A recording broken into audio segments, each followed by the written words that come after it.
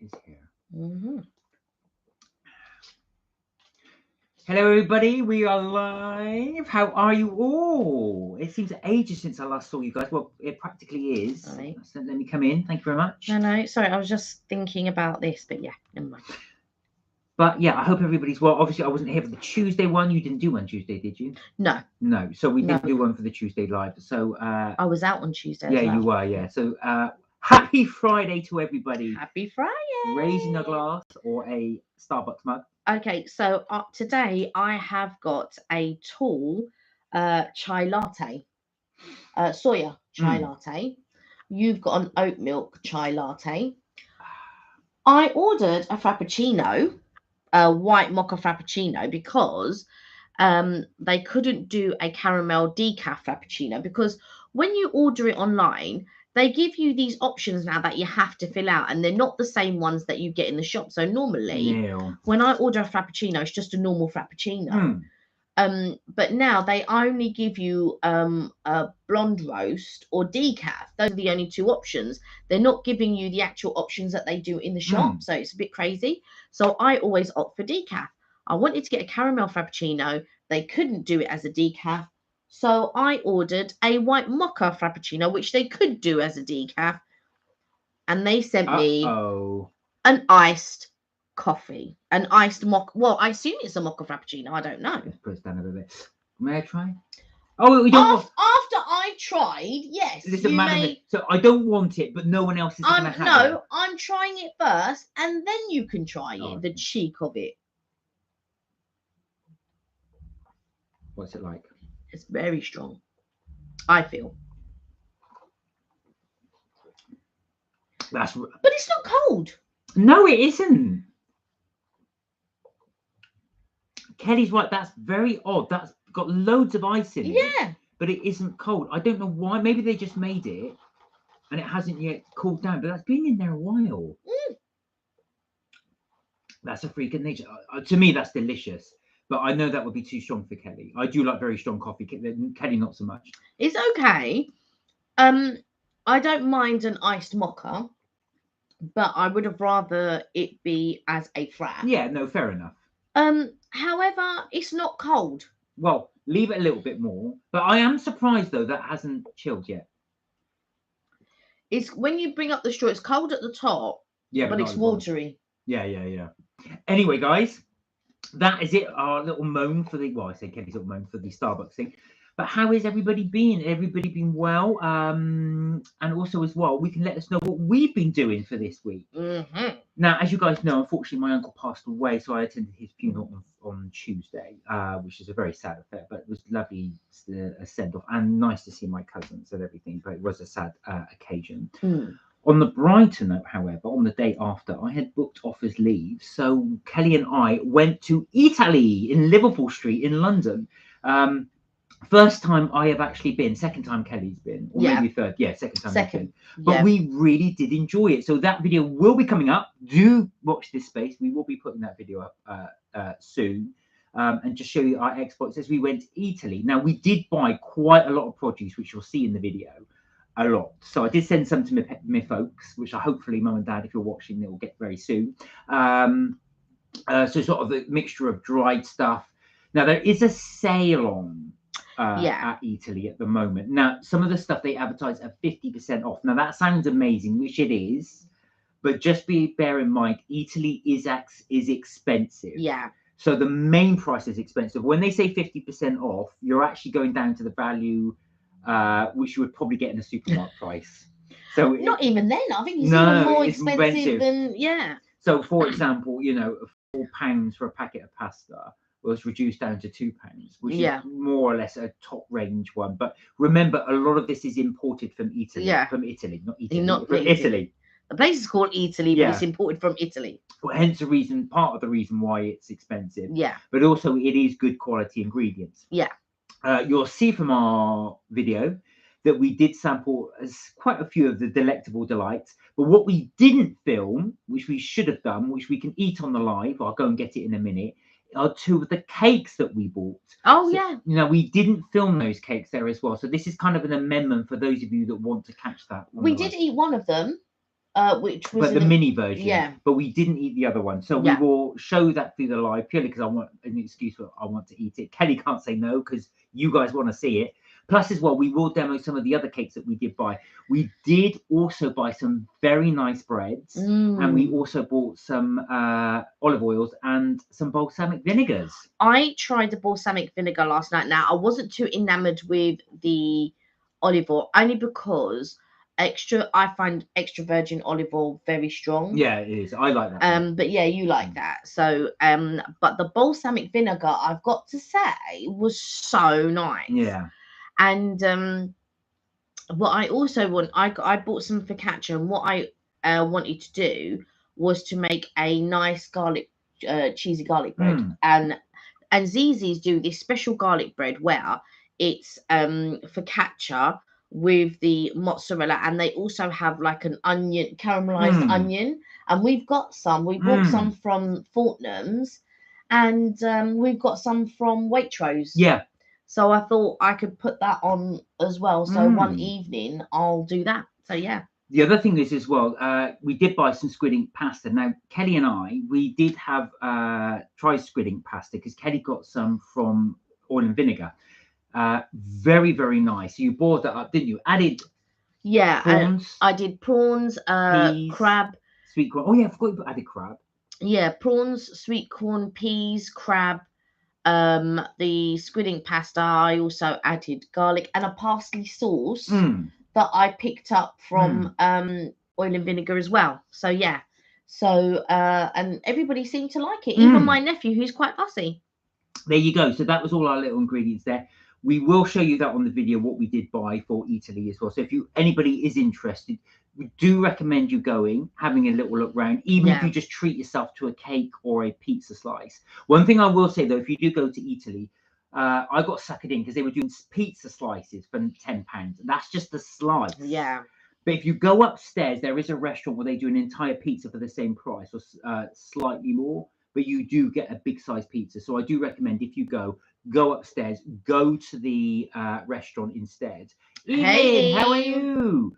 We were just talking about our foray to Italy. So just all the little foods we had there. But yeah, definitely do check out the restaurant upstairs for the pizza.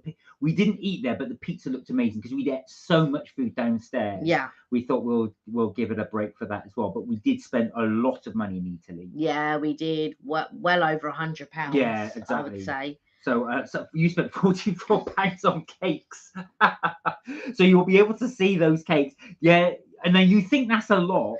Oh no, it was the cakes and it was the mini meringues as well. Oh yeah, the that's 2 packs true. That's true. Yeah, the 2 packs of the mini meringues. So we will show you that in our video as well from our little haul. You'll see it. But we will do a taste test this live a bit later on, so you guys can actually see us sample some of the delights from Italy. Yeah, it was expensive there. Yeah, but it is. But yeah, I will say though, it's worth going around, even you're just gonna look. Yeah, even just to look, like you say. The cakes that they display as you walk in are amazing, and they taste amazing as well. But they had the last time when I went, which was last year actually. Yeah. They had even lovelier cakes because they had like the lemon cake with the limoncello pipette and all of that. I think we also did that on a live. We ate that on a live last year. So yeah, I thought it was, we did that May last year, I believe. May last year is when, because I went to the Duck and Waffle, and then after I went with my cousin, then after the Duck and Waffle we went to Italy. But I've got to say the food there is really good, and the smell when you walk it, they've got this really gorgeous lit up arch, and I will edit the video soon, and when you walk through, the smell is absolutely amazing. And Mark was filming, so I don't know if he mentioned the smell, but no, I didn't actually. No, I don't think I did actually. I don't know why I was so enamored by the food, seeing the food, but I didn't actually get to doing that. So but yeah, the food just hit you. The smell of it is amazing. You get all the cooking smells, and a lot of it is baked fresh on site, so you do smell those breads and those pizzas and those cakes are all being pastas cooked. They're all being cooked, right? Like they're being made and cooked there and then. So I feel like when they're making the pasta, it's quite impressive. But Mark's right. When you go upstairs, it's more of a supermarket. So, but then they have like 3 restaurants up there as well, and they have a whole drinks section, which I was looking for limoncello, but it was £24.90, and I just thought to get limoncello for £24.90, it was just too expensive, just too expensive.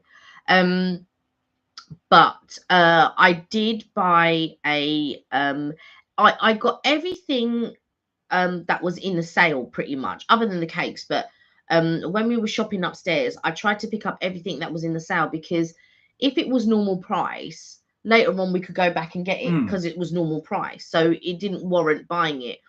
But I looked at all the sale items and I thought, oh, do you know what? I'll get this while it's in the sale, because when it goes back up, you're unlikely to get it.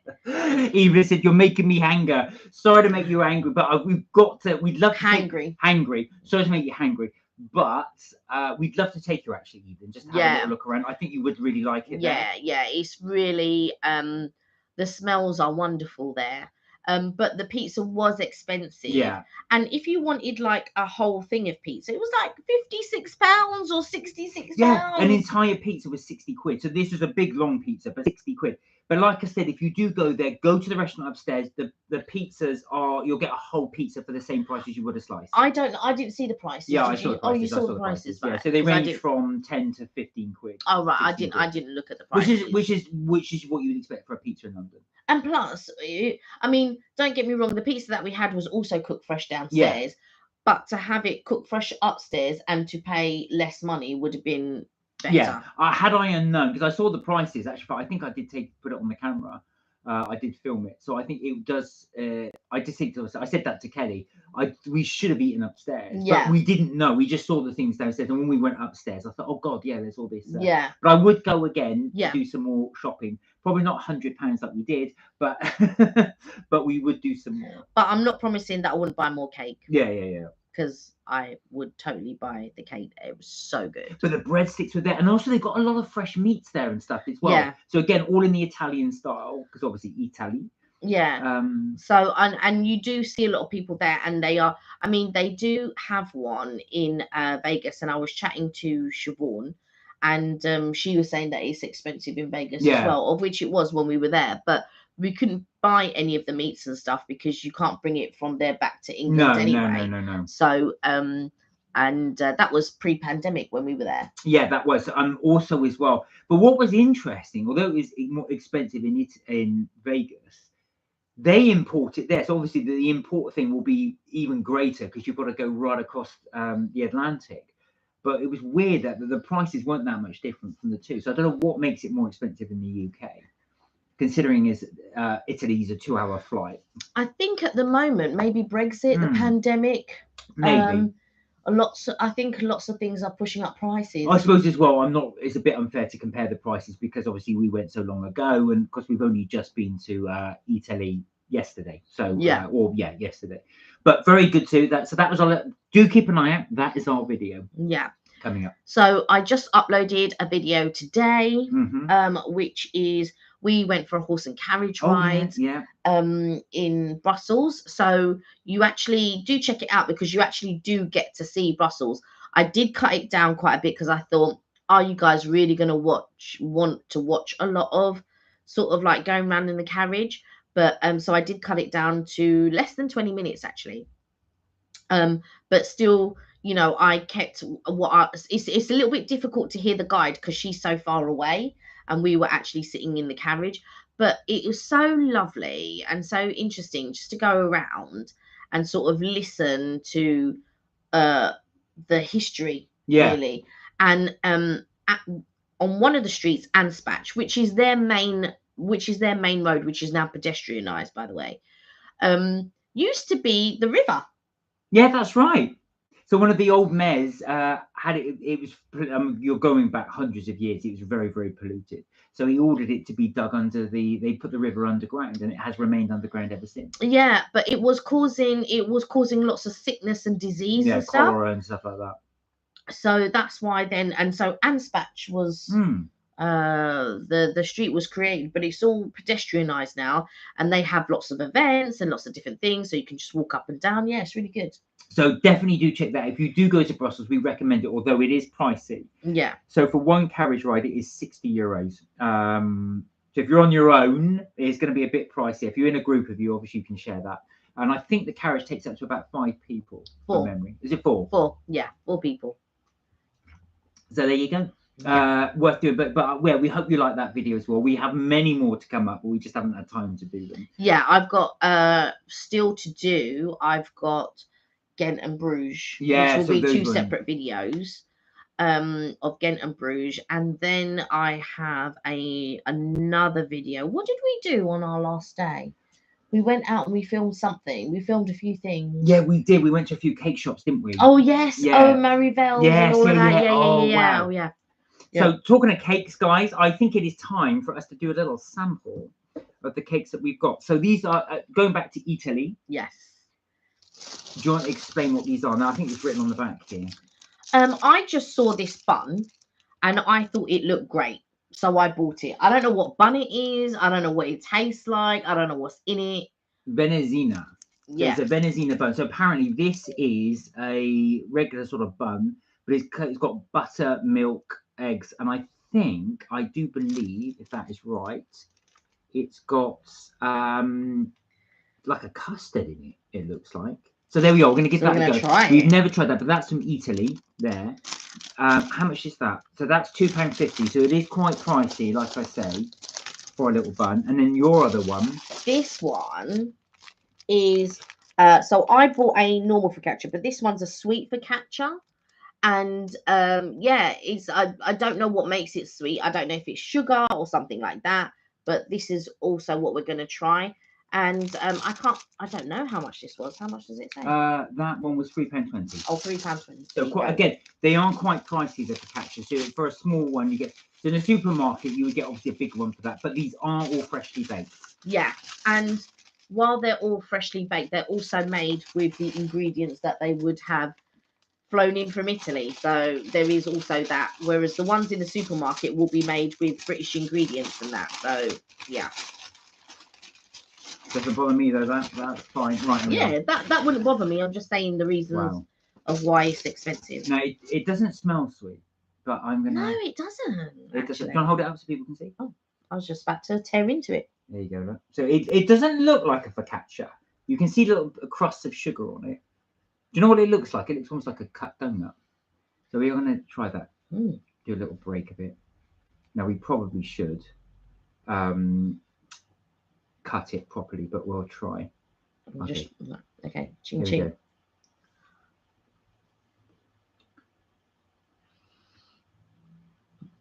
You know what it tastes like? What? Brioche. No, it does. That's what it tastes like, brioche. I was trying to. There is salt in that as well. That's good.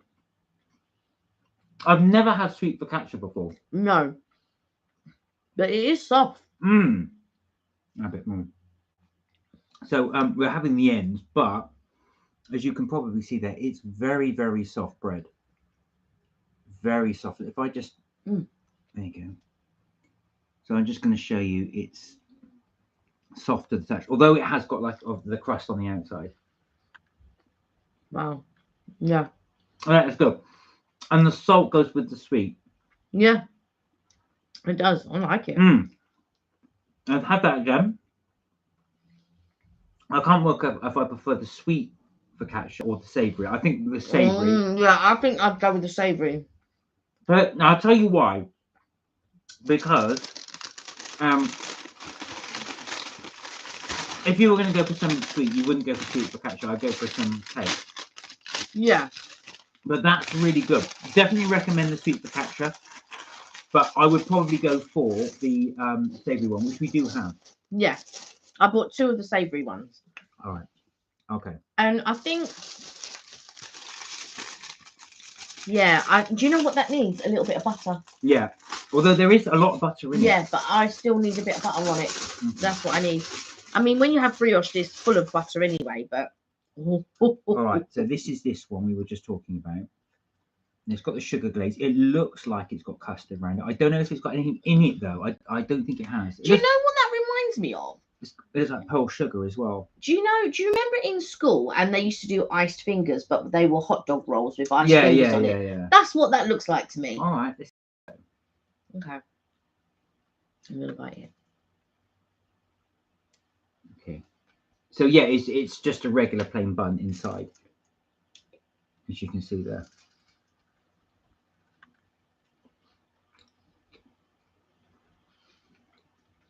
It's got a lemon hit to it, but not too lemony. All the sugar's careful. I've just spilled the pearl sugar everywhere. I was like, he took it. I was like, I don't know, oh, careful.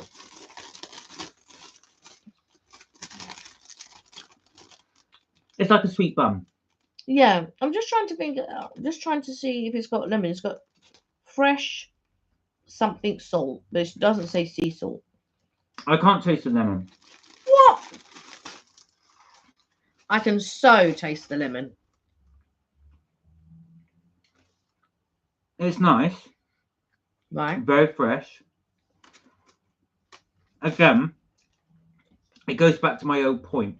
Whenever I order a sweet or a cake, I'm trying to have just one. So if I could only have one, would I go for that? Probably not. I would probably go for something else. If you're looking for something that's slightly less sweet, like you don't want something terribly sweet, this is for you. Because there's a lot of people out there that don't want to have something that tastes so sweet. Yeah, in actual fact, it's not very sweet. Yeah. Although it's got sugar on, it's only that ring of sugar around the top. Yeah. And you can definitely taste the salt in it. And I think the Italians seem to like that salt-sweet combo. I like it. Well, I would have it with a cup of tea. That's my basis on just two cakes. But yeah. Right, now then, let's get the other ones. Before I do, I'll let Kelly swallow that because she won't be able to do the keep you entertained while we're there. So the two other cakes, we have had some already, but I'm just going to go and get those because we have tried them already. I will be back. You keep them entertained. Okay. Right. So I feel I really enjoyed those cakes, but Mark's right. Would I choose them over something else? And I probably wouldn't unless I was in the mood for them. So I would definitely get them again. But if I was choosing, or if I was trying to keep costs down or something like that, I would probably go for something else. Like the sweet focaccia's lovely, but I would opt for the savoury focaccia. And that bun, it's nice and plain. It just needs something with it, like butter or something. I feel like they both probably need butter with them. But I absolutely love the normal focaccia.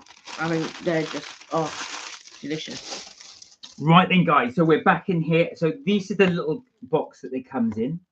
The Italy. Right, you've tipped that, so be careful now when you open. Yeah. Right, now it's seen better days, unfortunately. So if I get one at a time. So this one is the bomb. Now you have to use your imagination a bit. It's much bigger. This is just fallen flat. You'll see on the video when I do the video what they look like. But there you go. So that's the inside of it. So this is the peanut butter and jam. Peanut butter, PB&J, basically. I don't think it's a PB&J. I think it is a PB&J. Oh, okay. And this is how it should look. This is the lemon meringue pie. Look at that. That was so good. Now that is the half. You can see what we've done is you've already halved them already. So that's what it looks like there. But look at that. So you've got that lovely layer of meringue at the top, which has been blowtorched. And then you've got the lemon meringue and then the crispy base. That is unbelievable. Okay. Okay. Off you go. So we'll go for the lemon meringue pie first. Okay.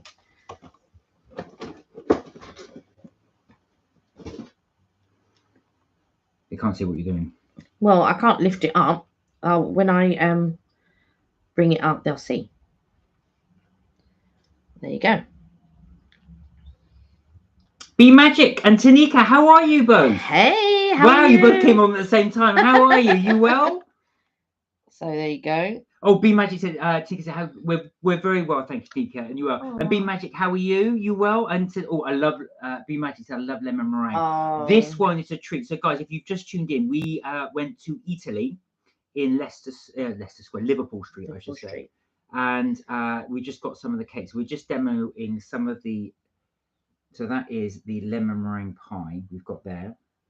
And that's the inside. We really do recommend this one. The lemon meringue is absolutely fantastic. Yeah, it's so good. So this is Italy. Yeah. In Liverpool Street. Here we go. Here we go.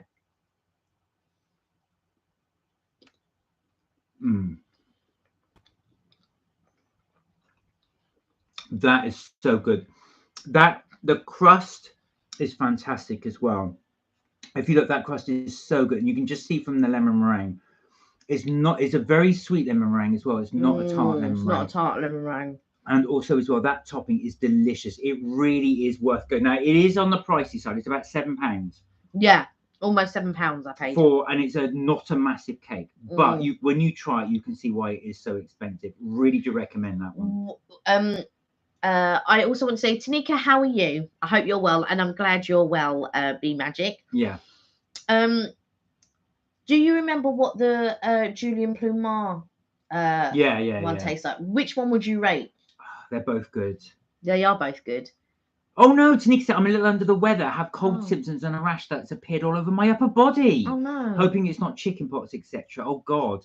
I have no idea what causes it other than that. I'm okay, thank you. I love lemon meringue pie too, says Tanika. One of my favourites. Oh no, I'm sorry to hear that about the rash. Yeah. You probably don't have chickenpox. If you did, you could have shingles, possibly, or it could be a reaction to something. Could be just stress. Yeah, stress brings out rash. Yeah, stress does bring out rashes and stuff. You had a rash around your eyes. Yeah, when I'm stressed, I tend to get rashes all around there, so it could be that. Yeah, but it's funny, but stress manifests in several different ways, so. Yeah, it could just be that. Well, we recommend this will take your mind off of it. I recommend cake. Yes, which is what we're doing right now. I recommend cake. Our PB&J, this doesn't do it justice because it's kind of claps when we cut it. Oh, B Magic asks, have you guys been to the vegan restaurant called Mildred's? There's one in Soho. Yes, we have. But a long time ago, I've got to say. Yeah. So I had the beetroot burger. What did you have? Yeah, you had burger. I had it was like a mozzarella.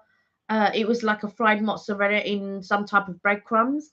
I liked it. I thought it was all right, but I'm not really. It wasn't vegan, obviously, at the time because it was just a vegetarian restaurant when we went. So this is the PB&J parfait. Hey Naha. Naha, how are you? Yeah, that's the. There we go. I can really taste the PB now. I can really taste that peanut butter. It's really nice. It's PB&J parfait. So it's got so just to describe, it's very difficult to see, but because we butchered it. But at the base there is a chocolate base. In the middle is a peanut butter parfait. And in the middle, you've got the jam. And it's coated in a white chocolate cover. Really good. Out of the two, though, what's your favourite? Lemon meringue. It's got to be the lemon meringue, guys, I'm afraid. Lemon meringue. All the way. Absolutely delicious. I like this. I think it's good. But I think the lemon meringue is better. It tops it. B Magic, have you been to Mildred's? Did you like it? Has anyone been to Mildred's and did they like it? At the time when we went, it wasn't vegan though. It was vegetarian. Yeah, it was just vegetarian at the time. Chica, yeah, I have no idea what it is. I've been to self-diagnose online, waiting for a doctor's appointment. Definitely go to the doctors. Self-diagnosing can make you a real hypochondriac. It did with me. We all self-diagnosed now, I've got to be honest. Nice. Yeah, Tinka said, watching you guys is giving me a well-needed boost of energy. Oh, good. I'm glad. Well, if you want a well-needed boost of energy, come and have some of this sugar. It's It'll make you high. B Magic said, yes, I'm not vegan, but happy to eat vegan or veggie. My favorite food is curry. Oh, wow. Do you know what? A lot of people's favorite food is curry. Yeah. Mine is Chinese. I am Chinese all the way. I like Thai as well. I like Japanese. I like all the all that side of the world. I love that. So food. actually, Nahar, we haven't spoken to you for a while. What was the food like when you went to Fortaventura, and did you enjoy it? Yeah, B Magic says some people are one or the other, and do you know what? That is so true. Actually, what do I prefer? I think I prefer Indian food to Chinese. That's my preference. I think given the two, I would go for that. Yeah, I think you would. I was brought up on Chinese food because in Mauritius there's a heavy Chinese influence. So in my family, we've always eaten Chinese Hi, Thunder. food. How are you? Hey, Thunder. You okay? Hope you're well. Or like Thai too. No, I'm not a big fan of Thai. I love Kelly Thai. loves Thai food. Love the Thai. I love Thai curry. Thai curry, pretty much anything. But I do love it when they do like lamb over the chicken. But I do love Thai curry chicken. And there was a grab Thai. Has anyone had grab? Oh. What's grab Thai? Grab Thai is just like one of these street corner type. They're not authentic, to be fair, but if you're in a pinch, yeah, and you want to have Thai food, grab Thai, and it makes my I love it because it makes my nose water when it's so hot. And the other one that I like, there used to be a place, but that shut down. It was an independent place. Unfortunately, they shut down. But there is a Thai place that I do want to try, but I have to go with someone else because Mark's not really up for Thai. I'm not a massive fan of Thai food, I must be honest. Yeah, he's not really up for that. But I will find someone and and go and try the Thai because that lemon meringue pie. I've got to. That's one of our recommendations for the week. If you guys can get to Italy, go for the lemon meringue pie. If you're in Brighton as well, anybody, and you do check out Julian Plumart, he does an amazing lemon meringue pie as well. So if you like lemon meringue pie, those are two recommendations. Well, Thunder, thank you so much. How are you?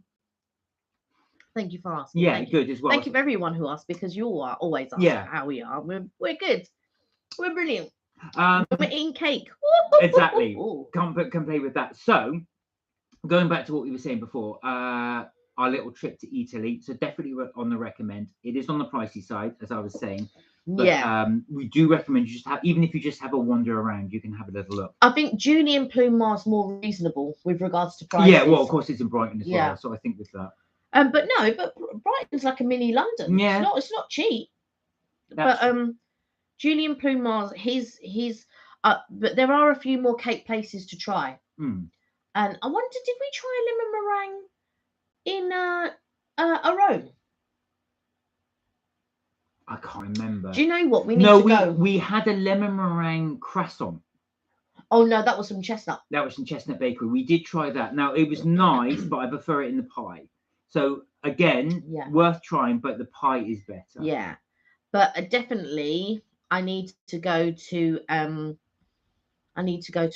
to see if they do a lemon meringue, because the stuff at Rome and the stuff at Chestnut and Gales, not all of Gales to be fair, because there was a couple of things I got from Gales and I thought was a bit hit and miss.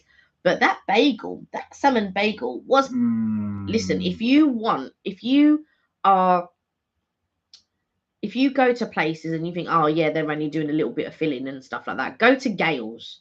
Right, the thing that was in the bagel, it was like sitting on top. It was so good. I've got to say, the amount of filling in that is worth the money.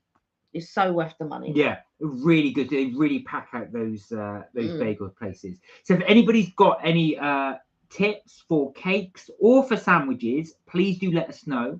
Bung them in the chat, and we will definitely share those and give them a try. We do recommend, like I say, Gales. If anybody gets the Gales as well.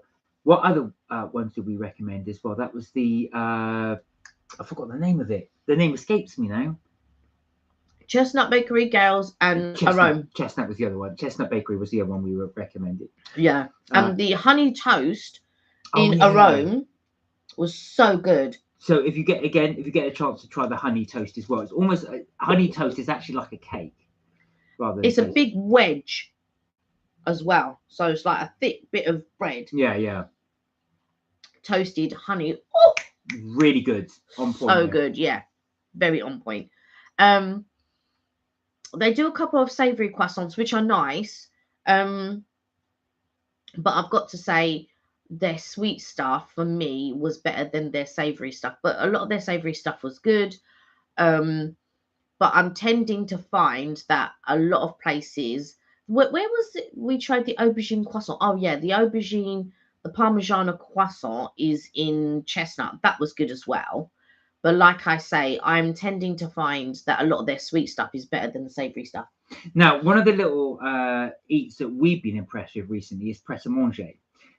So Kelly tried to replicate one of their croissants. Now, they don't do this croissant anymore. No. B Magic said, for a delicious quick breakfast, I love Leon's halloumi and avocado muffin. Now, we haven't eaten in Leon for quite a while, but I used to love Leon. They used to do, was it a couscous? I used to bring it home. Yeah, you did. What was it? Was it a couscous? Wrap. A wrap. They used to do the halloumi wrap. Yeah. And they used to do the fish finger wrap. The fish finger wrap is amazing. So they'll get a wrap, as you know, put a few fish fingers in it and some salad and put loads of tartar sauce. And that combo of tartar sauce and fish fingers was so good. I love that wrap. Really did enjoy that wrap. I loved their big thumbs up. Yeah. I loved their chicken and rice. They used to do like a chicken with brown rice. It was almost like a version of a Thai chicken curry, and that was so good. And Pod have unfortunately gone into administration. But when I used to go to Pod in the mornings, they used to do like a scrambled egg with chorizo, onions, spinach, with what you call it, seeds in them, pumpkin seeds and other seeds in it. And they were really good. I used to just a bit of salt, bit of pepper, boom. Used to eat that. So good. There's quite, like you were saying in Pret. They used to do still do it, but they only do it in baguette form. Yeah. So what it is when I do it, I try to replicate it the old way, which is a croissant with scrambled egg and bacon. Sorry, not scrambled egg, egg mayonnaise. So, excuse me, egg mayo, bacon, croissant. Oh, it's just. So yeah, if you guys want, we did try. Well, Kelly tried to replicate it. It was really nice. So like you said, you just get your croissant, boil a few eggs, let them cool, mash them up, add mayonnaise, salt, pepper. You can add a bit of chili to that as well. Which is what I do. Heat up your croissants, then cut them in half. Put in your egg mayo mix, and then Kelly has bacon. I don't eat bacon, so I have smoked salmon. But they are so good. Do try that as a treat for your breakfast one day. Do spoil yourself, make the effort to make it. We do recommend trying that. But like I said, they do it in a bagel now, don't they? They don't do it in the croissant. Not in a bagel, in a like a small baguette. A baguette, sorry, not small, a baguette. Small baguette, yeah. Baguette. But yeah, that's really delicious. But yeah, good tip actually from B Magic. The Leon is a really, really nice restaurant. I like their breakfast pots. So in the mornings, when I used to pass one on the way to work, they do like a little egg at the bottom with some beans, and they do it with sausage and bacon, and I used to get it with honey toast. And then when I used to reach the bottom, I used to dip my honey toast in the egg. Not all the time would it be runny, because like a lot of the time they would have overcooked the egg. Yeah. But I used to dip my honey toast. Oh, that was so good. I really do like Leon. And I feel like it's a bit underrated, Leon, but they are good. And it's good as well. What I love it's almost like good quality fast food. So you go in there, they've got all the trays there ready to go. So you're not waiting around, and then you just get your stuff and then either go or you can sit down and have it. We must do a video on that actually, Leon. What, on Leon? Yeah. Yeah, thank you, B Magic. We will try that again, because it's been a while since we tried this. It's been a while since we've been, yeah. And it's the desserts that we don't normally try. You and I don't bother getting a dessert. We normally get the mains. We get the mains, but sometimes the only one that I like is the lemon bar. Oh yeah, they used to do the lemon bar. So good. But it's like they almost do it. I think like the bottom of it is like oats and stuff like that. Yeah. So it's a little bit chewy, but have that with a cup of tea. So nice. There was another place that I don't know if it's still there because of the pandemic and a lot of places closed down. I'm not sure, but there was a place in St. John Street, and I can't remember what the little place was called, but they used to do they were a new concept type of fast food type restaurant place where they made things that were good for you and made you feel a certain way. So what they would do if you walked in, and they would prepare, like if you told them about yourself and things like that, they would prepare a almost like a meal sheet for you. And then after a certain amount of days after you've eaten them, after you've eaten the meals that they've set for you, you tell them how you feel. Anyway, I never did that, but they used to do this. It was like a goat's cheese plum crumble, Yeah, yeah. and it was so good. Oh, I never tried that. No, I brought it home for you Oh, did several I? times. Yeah, several times I brought it home for you. But the problem was, after a little while, I began to taste the goat's milk. I don't remember eating that. And every time I went in there, for some reason, I could smell goat's milk, so it put me off a little bit. No, because I'm not a lover of goat's cheese. Oh, I love goat's cheese. So Yeah, if you you guys do. like goat's cheese, this is the kind of thing for you. I don't remember trying that. Yeah. I brought it home a few times. Oh, you probably did. This yeah, is it was expensive though there, to be fair. We will try Leon again, like I said, because you just. I thank you so much for mentioning that, because it's been such a while since we've had Leon. Yeah. And I always pass it, and I think, oh, I must eat there again. We haven't eaten there for ages. Yeah. And the reason I think we only stopped was because Kelly was stopped walking past that particular one. Yeah. Otherwise, we would go and try it. So we definitely have to go back. Yeah. The thing I like about Leon is it is more on the healthier side. You know, lots of wild rice or brown rice, and it's not all healthy. Don't get me wrong, but it is on the healthier. But it is like a healthier fast food. Yeah. And there was another place that I used to like, but I haven't seen them around, so I don't know if they've gone into administration, which was Avocado. I don't remember. And they were they were a little bit like Itsu. Right. They pretty much almost followed Itsu, pretty much. And they used to do katsu noodles, like katsu. You could get the pot of katsu, which came separately, which was in a tub, but more often than not, depending on how they've made the curry, if there's too much oil or the oil is not a good oil, it tends to repeat on me. So I don't tend to eat the sauces. But the chicken itself, the katsu chicken, just in the noodles, I used to get it all the time. I used to love it. It's so good. And then I absolutely, well, you know, I love sushi. And it's really funny when you talk to some people, because they don't like sushi. They don't like the raw fish aspect. But I really enjoy it, especially the maki rolls and things like that. I really like all that. But yeah. You like sushi? Oh, I love the sushi. I've got to say, I really do enjoy the sushi. We had it's just sushi. Not enough for you. No, this is the thing. But we had sushi quite recently, didn't we? Where was the sushi place you went to? My brain goes.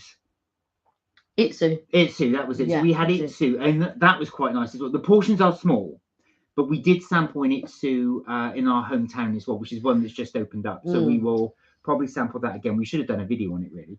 But, well, I think because Itsu's a thing where everybody goes to, I suppose. Yeah. Maybe we didn't think about it, but yeah, maybe we should do a mini healthier fast food.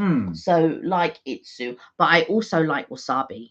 I really like wasabi. Yeah, so we have done wasabi quite a few times as well. Again, we haven't videoed it. No. We should video that one as well. Maybe we could do a comparison. So like we'll get stuff like maybe the cooked food and the sushi, and even maybe get some from Yo Sushi as well. Yeah, I was going to say, so Yo Sushi is another one that we've been doing as well. We do like Yo Sushi, although Yo Sushi, if you're watching, your quality has declined, because you used to do the sumo bowls, which you've stopped. But your sumo bowls, your replacement sumo bowls, are a lot smaller than they used to be. Yeah, but also it's more expensive, and the ingredients aren't as good. So B Magic said, thanks for the tips. I do have to go now and have some dinner now, but this food is making me hungry. You two are so sweet. Oh, you're more than welcome. Thank you so much. Enjoy your dinner. Yeah, enjoy your dinner, but please do keep those tips coming on. I'm just moving on things. I realise we're sinking down. And keep that. Oh, what's your favourite sushi? Asked Tanika. Oh, maki. I like the maki rolls. Yeah. And I also like, but I don't know what they're called. But the one with the orange bubbles on the outside of them. Are they California rolls? Yeah, so California rolls, I think they are. So I'd like the California rolls as well. So if that's what they're called. But not all of them have the orange bit on the outside. No. So you have California rolls, but not all of them have the orange bits. And I don't know if the ones with the orange bits, they're like little eggs. So I don't know if they're roes or fish roes or something. So I don't know if they're normally salmon ones. And I don't know if they are. Hey, Keegan, how are you? Hey, how are you? Is your brother on today as well? You're well. I hope it was good. Yeah, so we were just talking about our favourite different types of food. What's your favourite sushi, Tanika? Yeah. Sorry. What's your favourite sushi? I do also like the ones with the avocado in. So you get bits of avocado. Yeah. And bits of the salmon. Also, I like the ones where you've got the rice bed and you've got the salmon just draped over the top of it. Oh, yeah. That with wasabi and a little bit of soy sauce. You like your ginger. I love my ginger. I have loads of ginger with my sushi. The one that I like, which not unless you go to a proper place and they're making it, is the one in the it almost looks like a cone and it's done in what you call it, seaweed, and it's rice, and sometimes you can get it with prawns inside, like the breaded put the katsu prawns. Or you can get it with the plain salmon inside and avocado, and they look like like ice cream cones, and I like those ones. And one of my favorites as well is the teriyaki prawn. So when you do, they deep fat fry the prawn in breadcrumbs, panko breadcrumbs, and then they've got the teriyaki sauce on that. That is absolutely amazing. I love that. One of my favorites from Yo Sushi, one that I always go and get, as Kelly knows, and they used to do the sumo bowl and they don't do it anymore, which is the big bowl. I mean, to be fair, it was mainly rice with the, but you get extra prawns on top of that, and then they would have that on top. So that was delicious. So Yo Sushi, don't let yourself down. I want more of that, please. And Keegan, I'm glad you're well. I'm glad it was good. What did you guys do today? He asked. Well, I was working today, unfortunately, but you went to a restaurant. Yeah, I went with your brother's girlfriend. Yeah. So almost sister-in-law, if you like. And she went to get her hair cut, and then she treated me to brunch. So that was really nice. What did you have? I had I had pancakes with bacon, sausages, hash browns, beans. I missed out on all this. And all of that. And she had not eggs. Is it? What is it when it's with ham? Is it eggs? Right? No, eggs Benedict. That's eggs Benedict. Oh, is it with the ham? So what's the one with bacon? I thought it was the same. No, there's one with ham and there's one with eggs Florentine is with spinach. And then there's eggs Royale, which is with salmon. Salmon, yeah. Yeah, and that's the three. So the bacon one is with Benedict. Okay, so like a eggs Benedict, and she ordered a side order of chips. What did you get up to today, Keegan? What were you up to? What were you doing today? Yeah, what was everyone doing today? Anything? Yeah, any exciting? Did anybody go off and have something delicious to eat? Or go anywhere interesting at all? So like I said, yesterday I had the day off, as we said. We went to Italy. Wednesday, sorry, not yesterday. I can't go so quick. Yeah, Wednesday, I beg your pardon. We went to Italy, had the day off, and we went to Italy. And that was, we were just talking about the different cakes. We sampled a few of the cakes here live. That was absolutely fantastic. Hey, Charlie. Charlie, how are you? 3 days ago, went to a Toby Carvery. Where was that? Edenthorpe, Lundale Avenue in Doncaster. What was it like? Did you both go? Did you and Keegan go? And what did you guys have?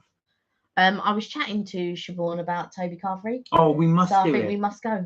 We must do a call, because there's an actual fact. Thank you, Charlie, because you just reminded me. There is a Toby, which the one we did the review in, not too far from us. So we've done a few reviews in Toby, so we must go there as well. The breakfasts are so good. I really enjoy the breakfast. There are two Tobys near us. Yeah, there are. Almost equal distance. Almost. So, Keegan went to get McDonald's. Wow, you got 653 followers. Well done. You are really shooting up the ladder. Well done, Charlie. So did you go for the dinner, or did you go for the breakfast, for lunch, I mean, or did you go for the breakfast at Toby? Is that what do you get at McDonald's? Sorry, I thought you went to sorry, Keegan, I read that as what you went to McDonald's. What do I get at McDonald's? So if we go to McDonald's, now I'm not a big McDonald's fan, but if I do go, the thing I will always get, I always go for the filet of fish. Yeah. That's my favourite thing. I always go for 2 burgers because I like variety.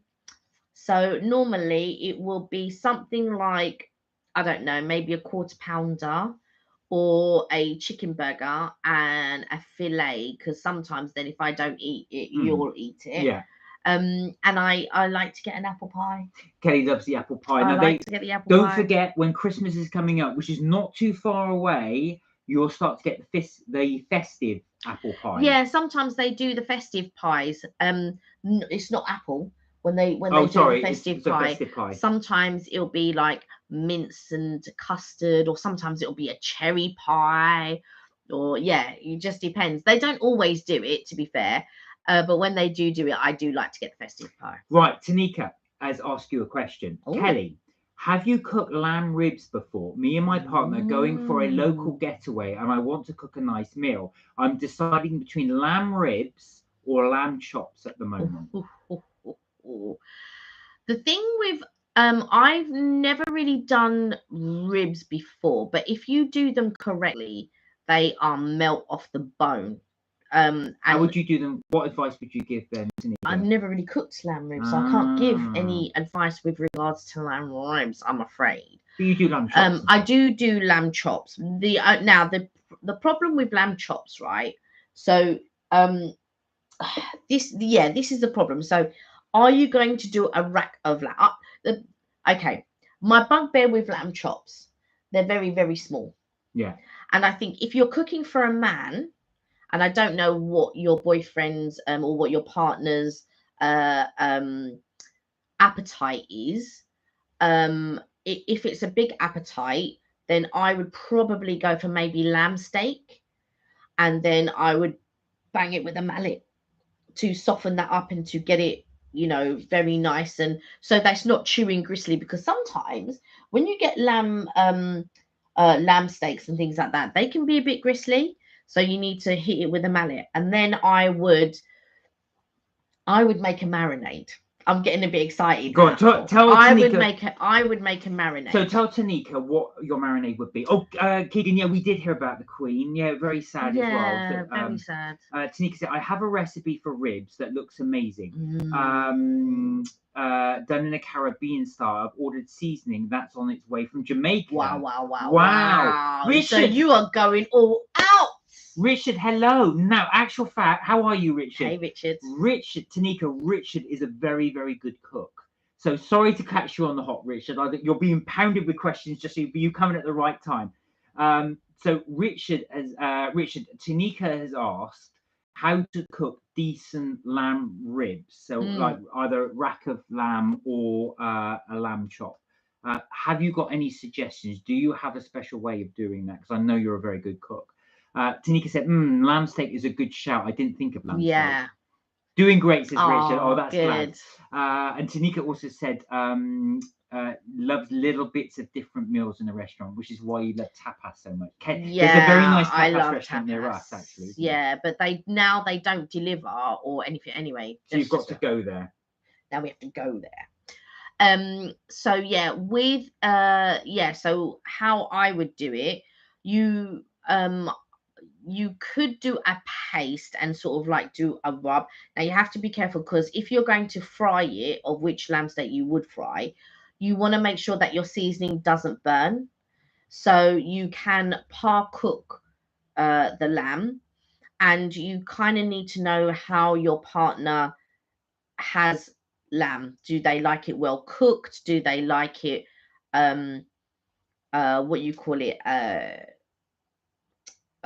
medium and all that? I'm better with steak, I have to say, than I am with lamb steak, because I just throw everything on the barbecue.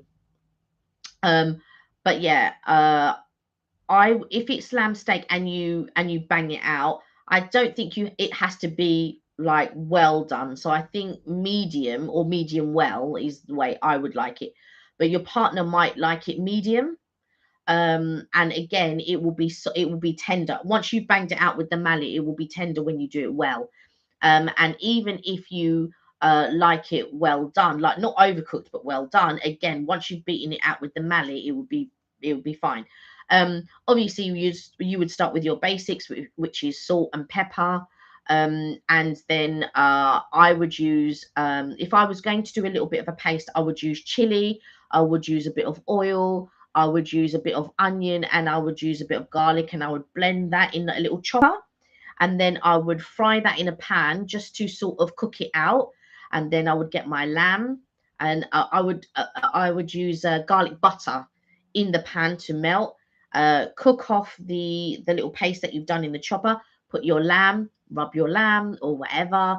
If you wanted to, you could make the paste. Put your lamb in a rub that paste on your lamb and leave it in the fridge overnight, and then fry it the next day. Then it would, all the flavors would have infused in it. If you haven't got that amount of time and you only want to do it, if you want to do it an hour before or 20 minutes before, you can do that. If not, just fry it all together in a pan and it will taste delicious. If you want to be a bit more like, you could use a barbecue sauce. Heinz do a really good one called, it's like a sticky sauce, and you can add things to that. So in your sticky sauce, you would add honey, chili, garlic, a little bit of sesame seed oil, and then again rub that on your steak, let that infuse. You can leave it overnight or whatever and fry that. That will be barbecue and lamb go really good together. It's So really I didn't think tasty. it would, but there you It's are. really, really tasty. So it will also go on your ribs. A lot of people have barbecue, but sometimes they do the barbecue sauce on after they've cooked the ribs. So it's basically up to you. So that is a lot of info there. So if you do drop it in the comments, and we'll get back to you if you want to, Kelly, to elaborate on that. Or if you rewatch the live, fast forward to 54 minutes. I've kept a quick eye on it, and roughly around about that, Kelly's explaining the bits there. Richard said, I like lamb chops with salt and pepper. Oh, so traditional, quite a more not simple, but I actually thought that's yeah, it's like a simple, because you're letting the flavor of the meat speak for itself. Some people like to do it with a cherry glaze. Yeah. I'm not really one for, I don't mind the cherry glaze on the side, so if I can dip it in, but for me, I like it in a barbecue sauce, or you can do it with teriyaki sauce again. But again, I would add ingredients to my teriyaki. Tanika said the rib recipe I'm thinking of at the moment is called sticky slow cooked barbecue Scotch bonnet ribs, and yes, he has a big appetite. Yeah. So if a guy has a big appetite, he's going to want several. Yeah. I would personally. I know I don't eat meat, but if I did, I would want several of those. Keegan said, "Have you ever tried pie before?" We've had loads of pies. So when I was a meat eater, I've done the good old steak and kidney mince. But my favourite pie is cheese and onion. So what you do, not Kelly's thing, but you get very sort of curdy cheese and you have that with onion. That's one of my favourite savoury pies. One of my favourite, I've got to say, sweet pies has got to be good old apple pie or peach cobbler, which is not really a pie, but it's a kind of a pie. What's your favourite pie? Yeah, what is everyone's favourite pie? I would say mine would be good old steak pie if it's made good with good steak. Oh my God! Richard said the best lamb kebabs I've ever had was in Stockton-on-Tees, south of Sunderland. Okay. Wow. Do you know what? I was shocked at you saying that. I tell you what, I thought there would be somewhere in the United States that would be your go-to for a steak. Now, I know, obviously, again, I'm not a meat eater, but I've got to say, there are some very, very good restaurants in the US, and I'm not sure about Chicago, but you must have some really good ones there. Oh God, yeah, I imagine. So I'm surprised when you said Sunderland was one of your favourite. Nothing wrong with Sunderland, but it just surprised me. Kebabs is not something that I eat very regularly now. Yeah. But I did used to eat a lot when I was younger. There was a kebab place where I used to live that was really good. And so I'd get there.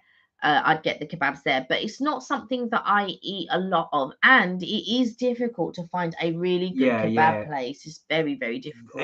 That's so true. There are many near us, but a lot of them are either independent, which is nothing wrong with that, but they can be very hit and miss, or the chain ones. Some of them have gone downhill. Now, we used to have German Donner, which was very good when it first started.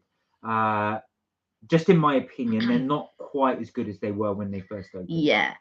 At the beginning of the pandemic, so in 2020 and even in part of 2021, They were really good. And then all of a sudden, they started using cheaper product. I could taste the Yeah. quality, and I thought, it's such a shame Again, they that's weren't just as our good. opinion. Yeah, that's just our opinion. But we have found that because when we've ordered that from Yeah. them. Keegan, have you ever tried salty chips? Who hasn't? Yes. But you must have all the vinegar on them. You've got to do the vinegar on them. So when we were in the US, we did find a place. So again, this is from Richard as well. So just an aside, at the beginning of the live, we were talking about our trip to Italy. So I booked Wednesday off of work, and we went into Italy, which is in Liverpool Street in London. Now we will show this on the video or the produce, but I did Google, and there is an Italy in Chicago. So I don't know how far it is from you. I'll have to get the address for you, but there is one there. So we just interested if you were into Italian food, but there's some very good food in there. Even just to look around, Yeah, it's really, really interesting. Tanika, if you like steak, or if your partner likes steak, ribeye. It doesn't necessarily have to be the one on bone, because I'm not one for bones. So I normally just get a normal ribeye steak. And again, if you just wanted to do it simply with salt and pepper, that's good. I would fry it in butter, and I wash my meat. So I would wash the steak and everything else, and make sure the steak is dry before it goes in the pan.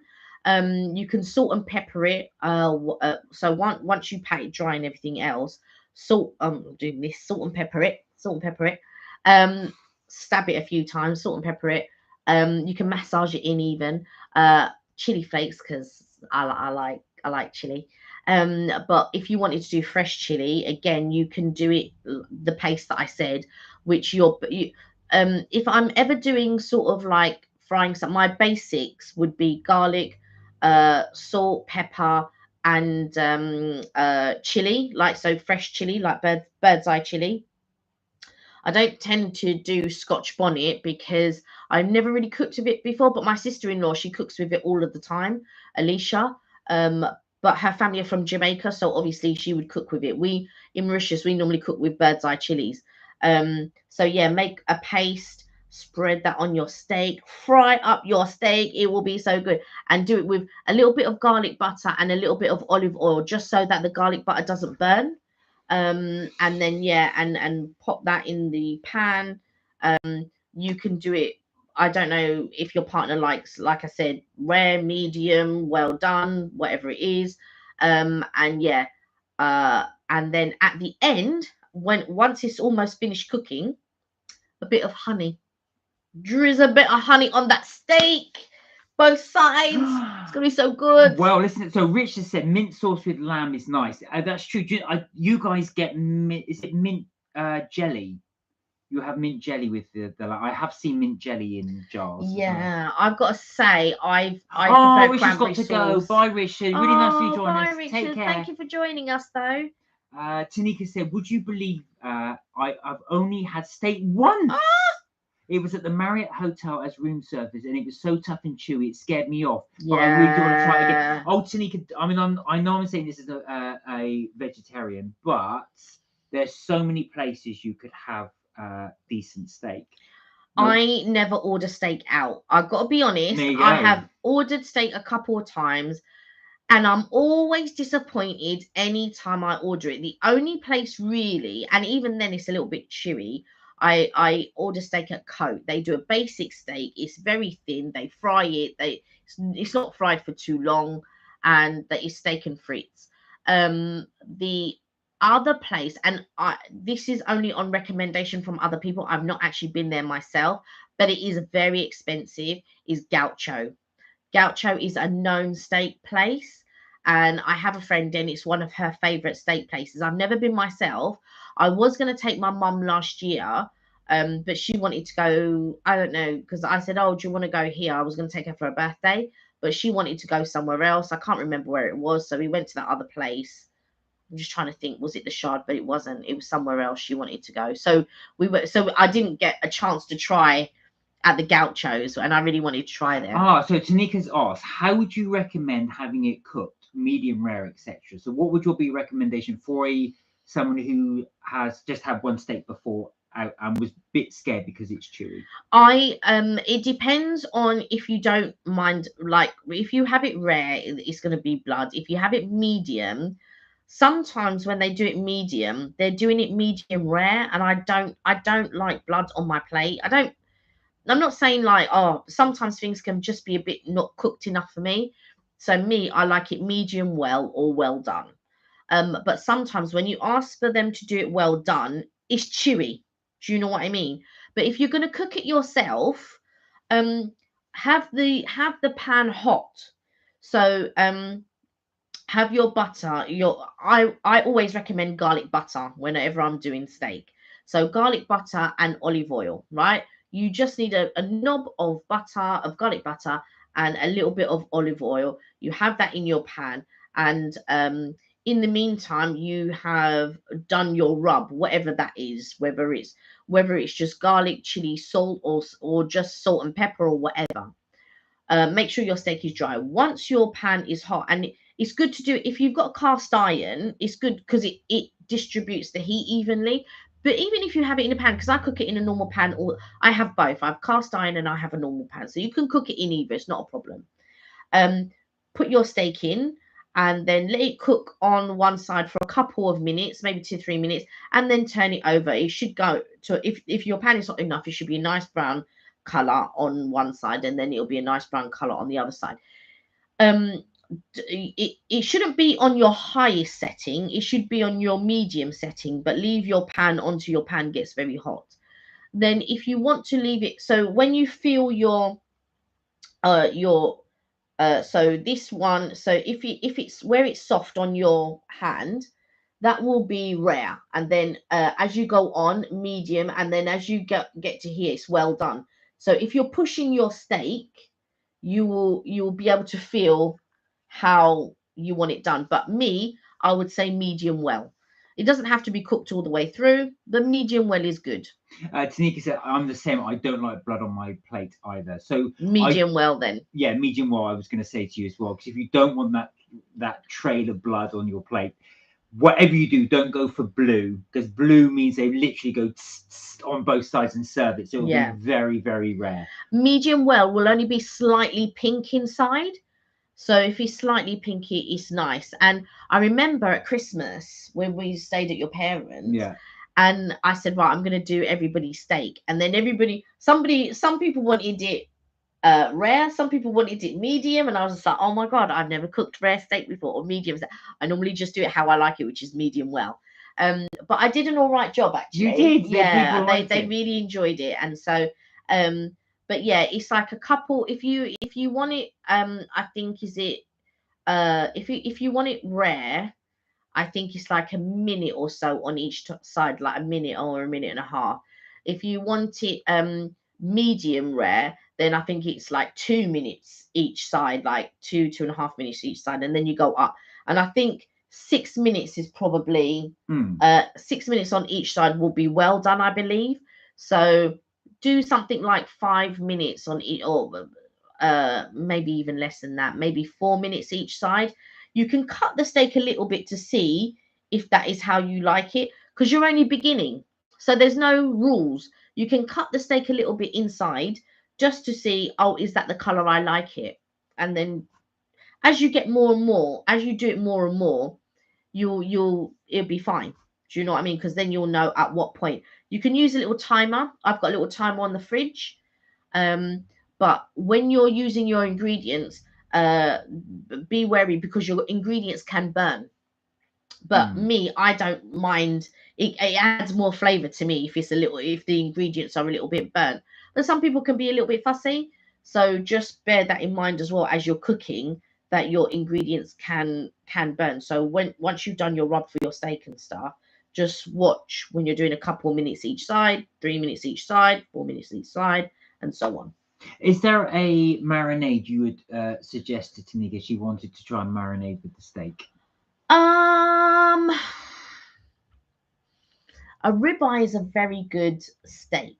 So you don't want to add a marinade? So I don't normally add a marinade. What I do is I will do the salt, the pepper, the garlic, chili.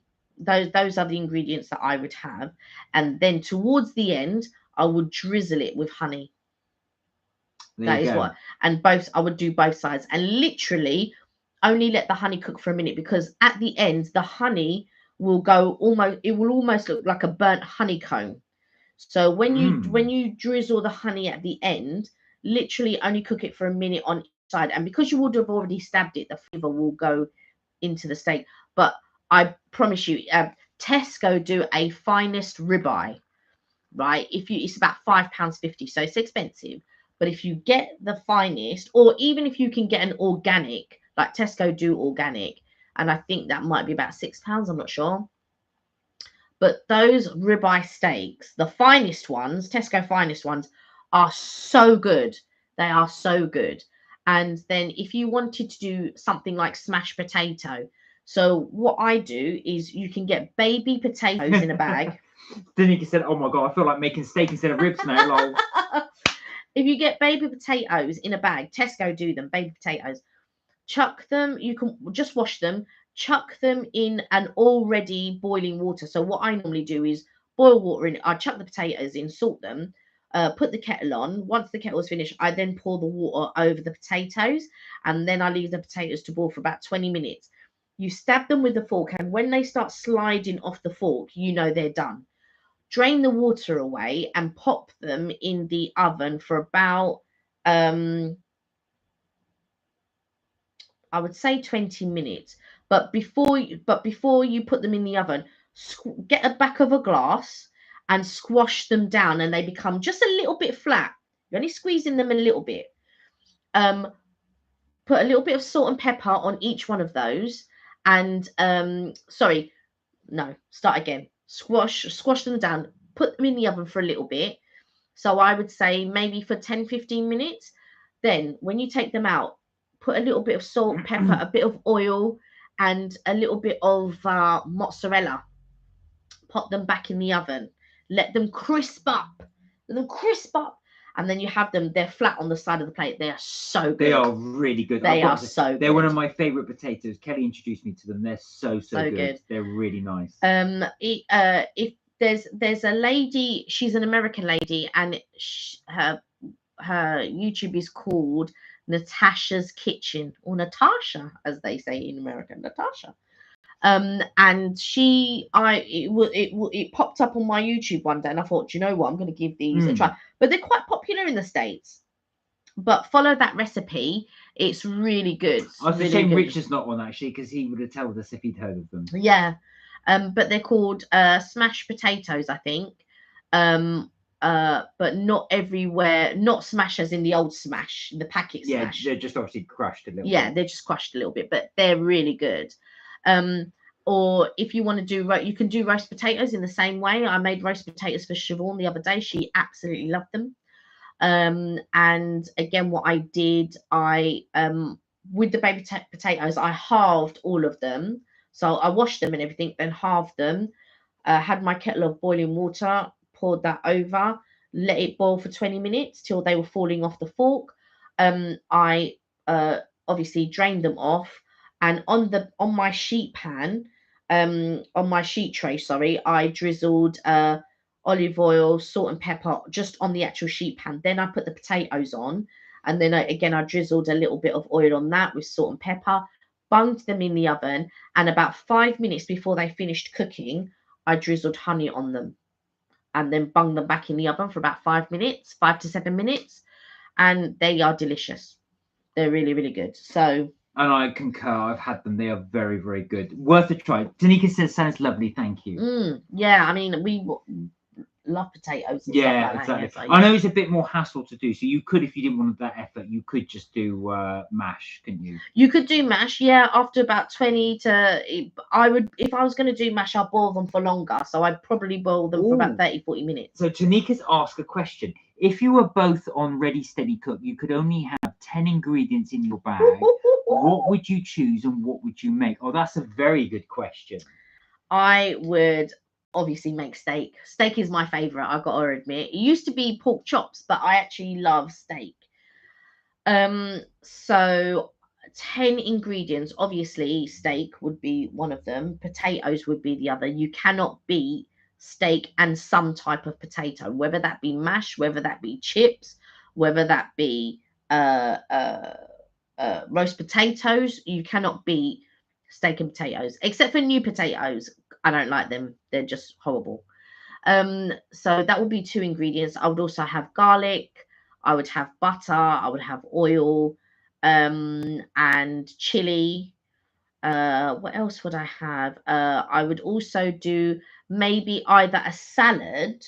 So like a salad. When I say salad, like spinach rocket, that type of thing, or I would have peas and sweet corn, something like that.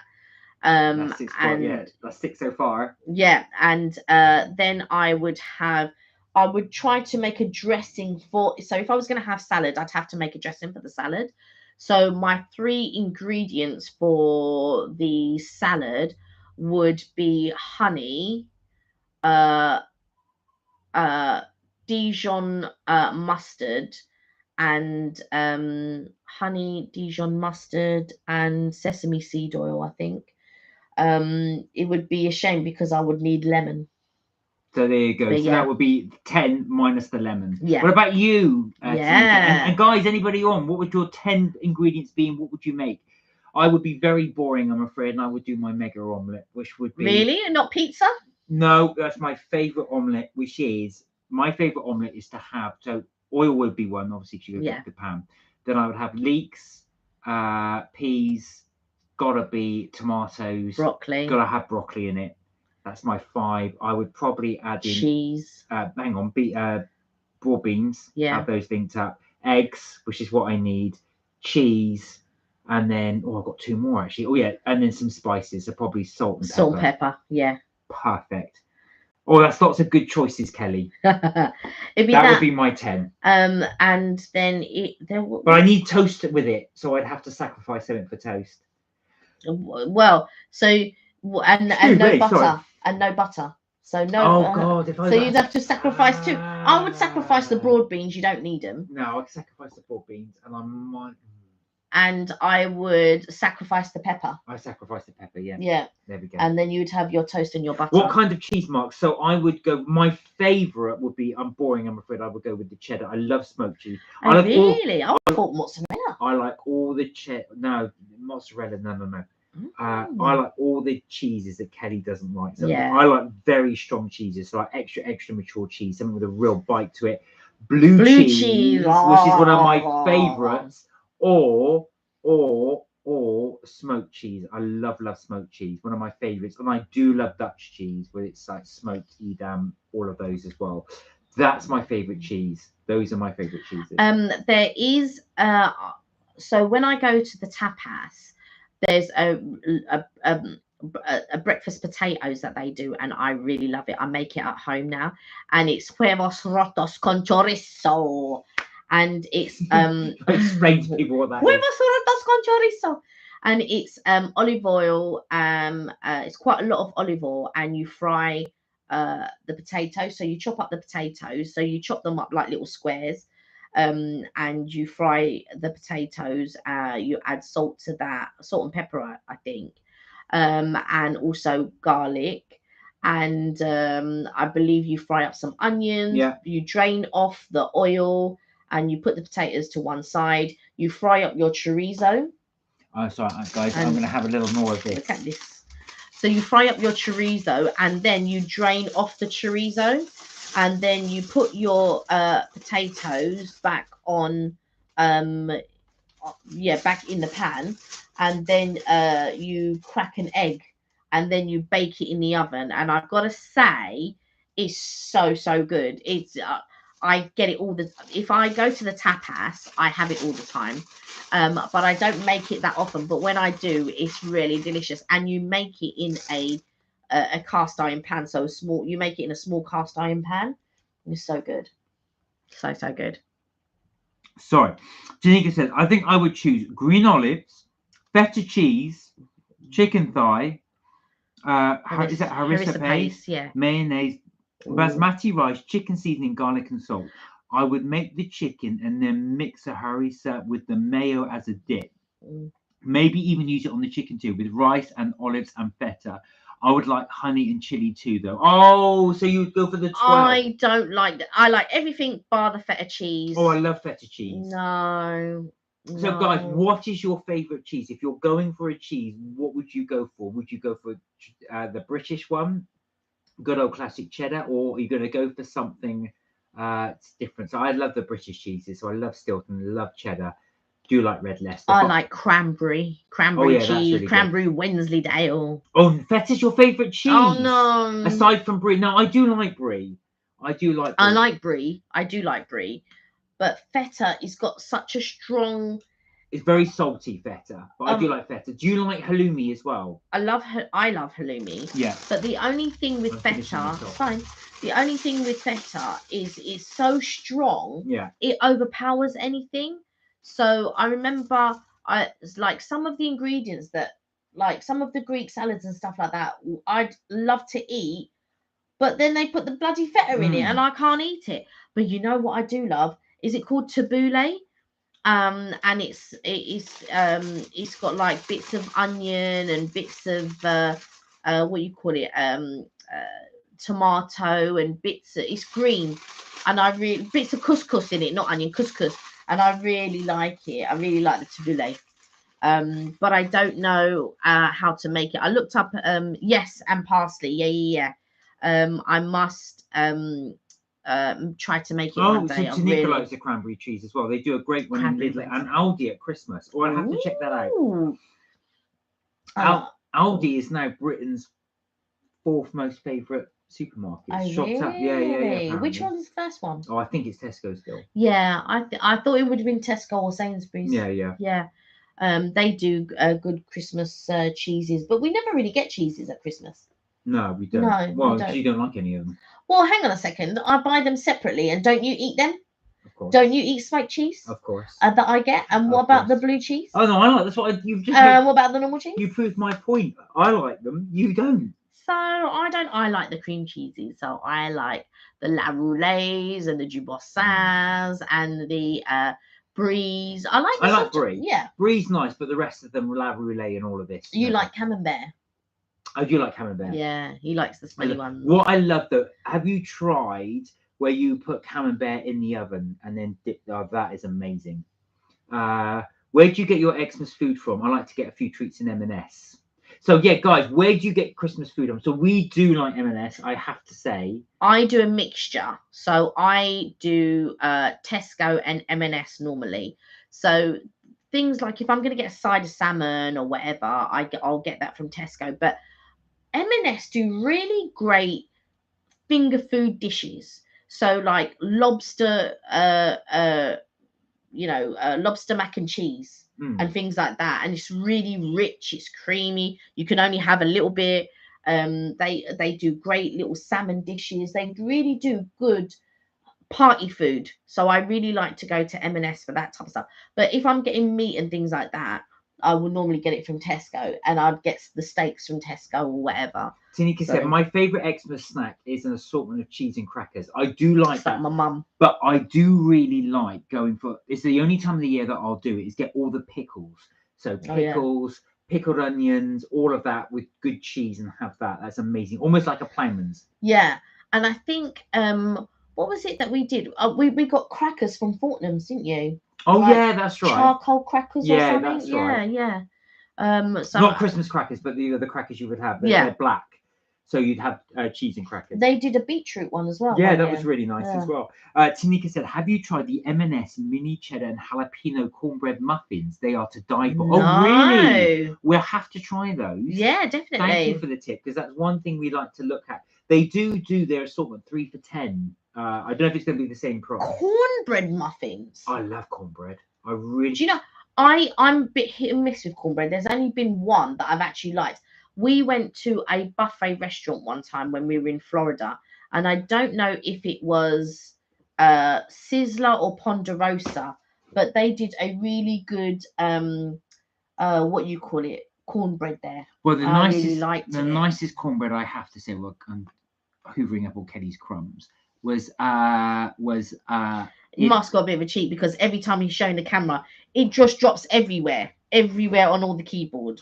The nicest place we had it was at Crystal Palace, I have to say. So Crystal Palace was in Magic Kingdom. Yeah, their cornbread was that good. was our favorite. That was my favorite cornbread. Yeah. We do thank you for that. Though I will try. And jalapeno in cornbread is nice.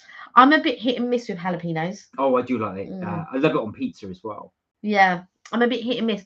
But Evelyn likes to get the jalapeno poppers that you get at TGI Fridays with the cheese around it and that.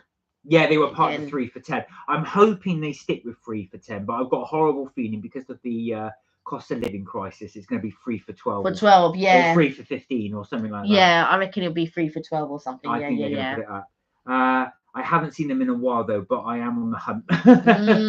Well, we will be keeping an eye out for all these little deals, and we'll keep you guys posted on the live because we will be going to M&S and checking these deals out. Yeah, I think that might be a Christmas thing that we do, check out deals and let people know what deals that I've seen or something. We will. Because I do quite a lot of shopping. And we will also be on the lookout for Halloween deals as we're coming up. So as we know, we're coming up to the end of September. Soon be Halloween. I'm going to be on the lookout in December for lychees. Oh yeah, so that's December and January. So lychee season will be then. That is when you'll get your lychees. Yeah, so I haven't seen them in a while. So Tanika was saying, but yeah, that's when you tend to get your. Yeah, I can't wait for the lychee season. They mainly come from Mauritius in December because December is the hottest. So December is in Mauritius is their summertime. And obviously it'd be our winter time, hence why we get them in this country normally in December, January time. But I know they've had a terrible, well, I don't know what's happened during the pandemic because I don't think, maybe a lot of them didn't leave the country, maybe because of the pandemic or something, because it was quite difficult to get things into this country during the pandemic. So maybe that's why I didn't see any the last couple of years. Well, 1 year I never went out. Well, the 3 years, I don't think we've been out, actually. 2020, we didn't go out. 2021, we didn't go out. So let's see about 2022. No, so hopefully we can go out and get some of the little... But even when I was looking in the fruit section, I didn't see any pop up. And my cousin was on a live once, and she said she hadn't seen any lychees either. So hopefully this year we will get some lychees, and then I can incorporate them in our shopping because I love them. Yeah, you love lychees as well. Them. Well, in our local town, there is a guy actually has a fruit store, and he will sell them normally around about that time. Yeah, and Mark says I love them, and you eat them all. No, I love lychees too. I never denied that. No. We tend to get the tin ones, but they're not the same as getting them fresh. Yeah, I mean the tin ones you normally use as a dessert or in drinks. You don't normally, but when it's fresh, that's when it's good, when it's fresh. And then so talking of M&S, the other thing we tend to do when they do dine in for £10, you get 3 things for £10. We normally and the idea is for £10 it's for 2. I'm not gonna lie, I get 2 of them. So it's dining for 20, but you have your main to yourself, that starter to yourself, and the dessert to yourself. But as well, because we like different things. Yeah, that's true. Yeah, so we tend to like different things and all that. In the fridge at the moment, we've got M&S mac and cheese and M&S what you call it, dauphinoise potatoes. Oh, so Tanika's asked, have you tried lime with mango? I've not tried that. Is that a drink? Or do you just literally have a mango and then pour lime juice over that? Is that what you mean? Or no, I don't think that's a thing. I don't know. I'll just ask him. I've never had it. It is I'll tell you what they do in Mauritius. They will have salt with everything. So if it's a mango, if it's a sweet mango, they'll add salt to it, or sometimes chili to it. Or if it's a pineapple, they'll add chili to it or salt, or sometimes both. Sometimes they'll put salt in Fanta, and then they'll wonder why they've got high blood pressure. I tell you what, lime does go really well with though. If you get lime and mint, so like a mojito. So they had a recipe for me. I was loving it. So you get your lime juice, pour that in, crush your limes, and then you don't add sugar, add icing sugar. So not regular sugar, icing sugar. That's really important. You do icing sugar because it blends in better. Cut up some of those limes, add in your mint, and then top that up with sparkling mineral water. And then if you want to, obviously you add in your booze. But it is really good. Yeah, so when I was looking to bake my cakes and I needed icing sugar, I couldn't have any icing please, sugar because someone was using it. Tanika said, literally squeeze lime on mango. It's amazing. Please try it and let me know your thoughts. Oh, we will try All right, that. I will. You see? Yeah. Literally. I never heard of that. Salt in Mauritius, like I said, they put salt on everything, and I'm not one for salt. No, this is no on my salt. thing. It's just yeah. literally Yeah, lime no, and she's. mango. But what I'm saying is, all I've heard of is salt or chili. So I've never heard of lime. Are you a big fan of key lime pie? I do like that sort of lime and sugar combo. Is something really, really good. That mojito recipe, do try though. I really recommend that. It's fantastic. But yeah, don't use the regular sugar. The secret is to use icing sugar. So have your, obviously not too much because you're going to make like a lime icing, which probably is nice. But or is that tagine? Oh, is it tahini? Tahini. Because tahini on pineapple is also a thing. Tahini. I remember Evelyn getting it. So when we were in Mauritius, Evelyn comes from Uganda, so a lot of the stuff that we have in Mauritius is similar to what they would have in Uganda. Oh, it's a Mexican chili salt seasoning, says Tanika. Oh, that's what it is. Do you know? Because one thing I really want to do, and we never get around to doing it every summer, and I mean to do it, and I never get around to doing it, is barbecuing pineapple. So actually putting barbecue on the grill. People always say try it, it's amazing, and I never get around to doing it. I always forget to do it. Yeah, I'm not one for putting pineapple in a I'm not one for like hot pineapple. Yeah, but you've not tried it. The only pineapple that I enjoy is a fritter.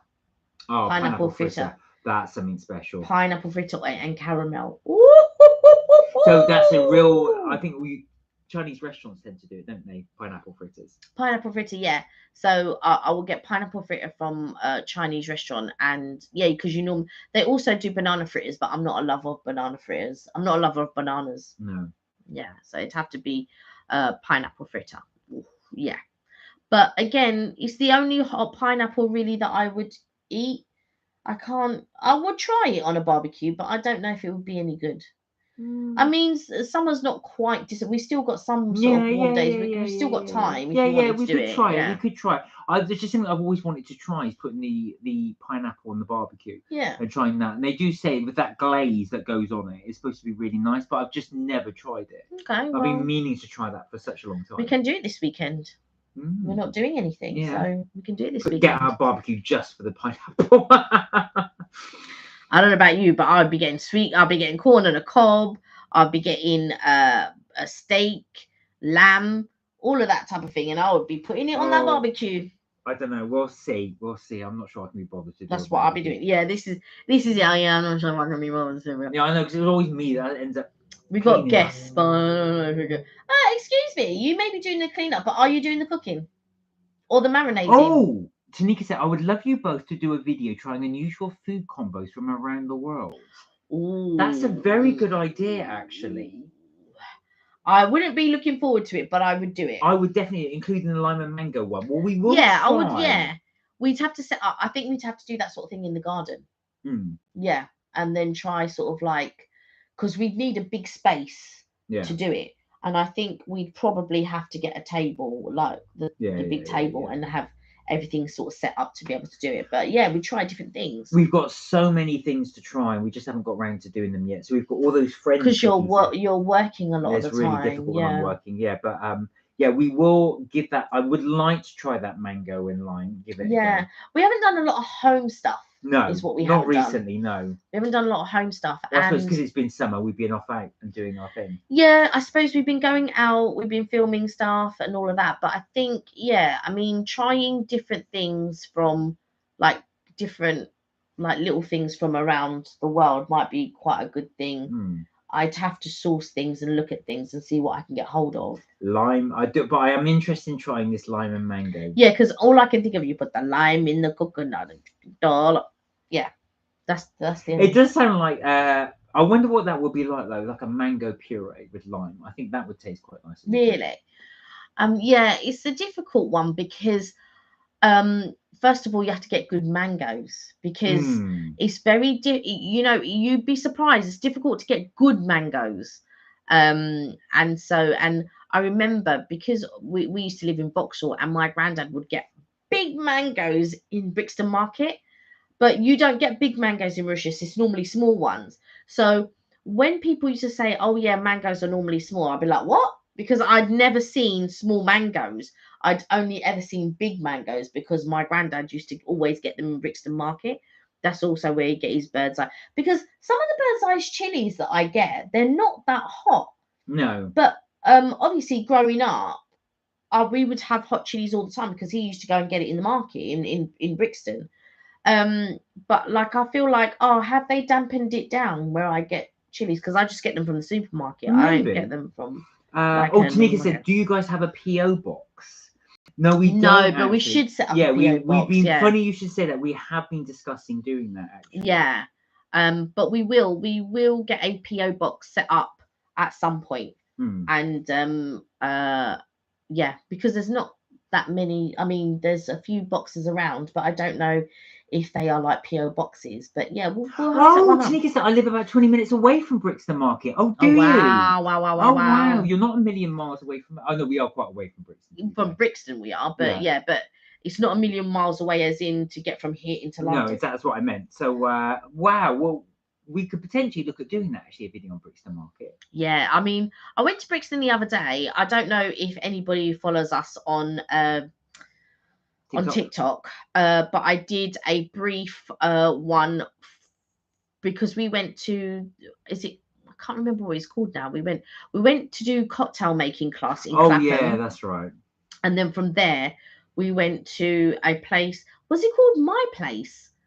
Or something like that in Brixton. Yeah, so we went there. So that's the last, but I hadn't been to Brixton for years. But I haven't been properly to Brixton for years and years and years. So like properly going, and I don't even know if they still have Morley there. And I don't mean the chicken shop, I mean the actual department store, because there used to be a department store called Morley's, and I don't know if they still have it there. They used to have, just near it was Marks and Spencer's. There used to be a Wimpy that my mum always used to take me to. So yeah, I used to go to Brixton. I was in Brixton every weekend when I was younger because we only lived in Vauxhall. So every weekend we'd be in Brixton, but I haven't been there for a long time. Tanika said it's changed a lot. So by that, Tanika, I'm guessing all these places are no longer there. Yeah, because when we were in Brixton, and I was with my cousins, and we got a taxi to what I would call Electric Avenue, which is the underneath the old Brixton Market that you would. Is it called Brixton Village now? Yes, I think it's called Brixton Village. Yeah, but they still got 4th Avenue. Well, so when you go in, it's like 4th Avenue, 5th Avenue, and all of this. So, yeah, but we came from the back side of it.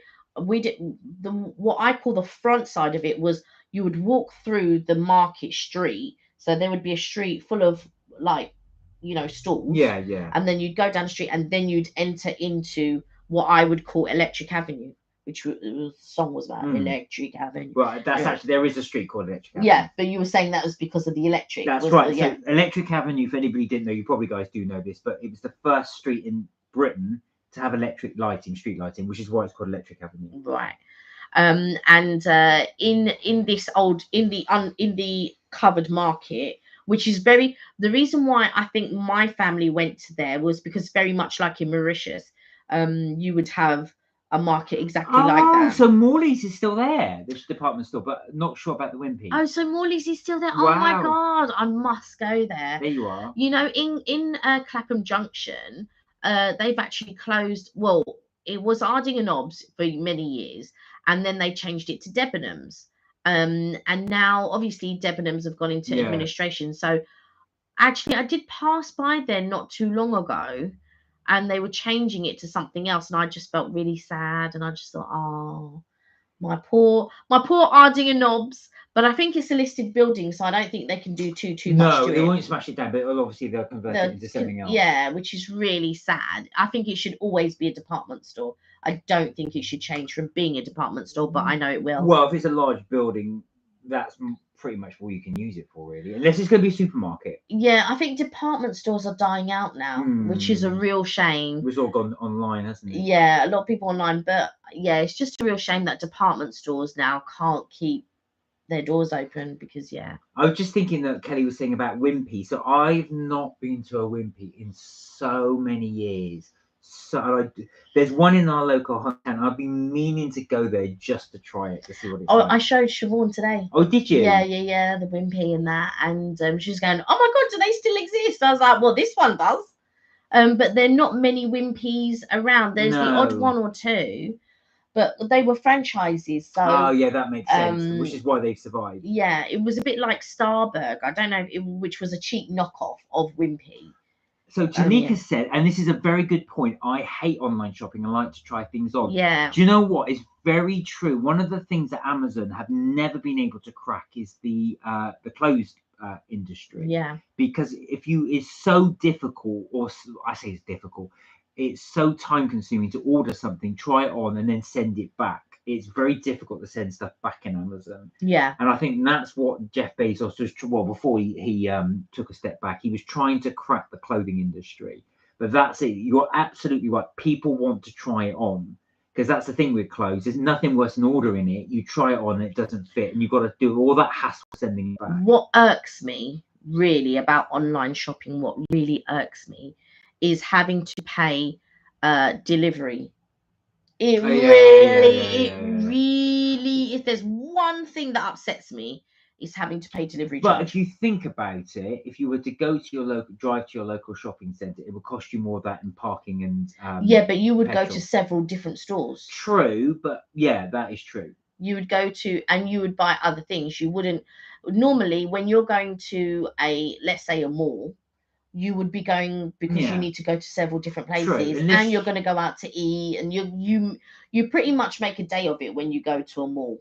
Yeah, I mean, the only a lot of places do free delivery though if you spend over a certain amount, and a lot of places do free parking. Yeah, that's true. There are to entice people to come to in, to their place, but I feel like it's not too bad for us to get to Brixton. So we should really go down and take a look. I've not been to Brixton for the last time you went, actually. It was pre-pandemic, but you went to a concert, surely, at Brixton Academy. Yeah, I went there. Oh, I hate being delivery too, says Tanika, and now a lot of online stores charge for returns. Yeah, that's true. Yeah, that's why I draw the line. So is there anything you guys will not buy online? Is it talking of that?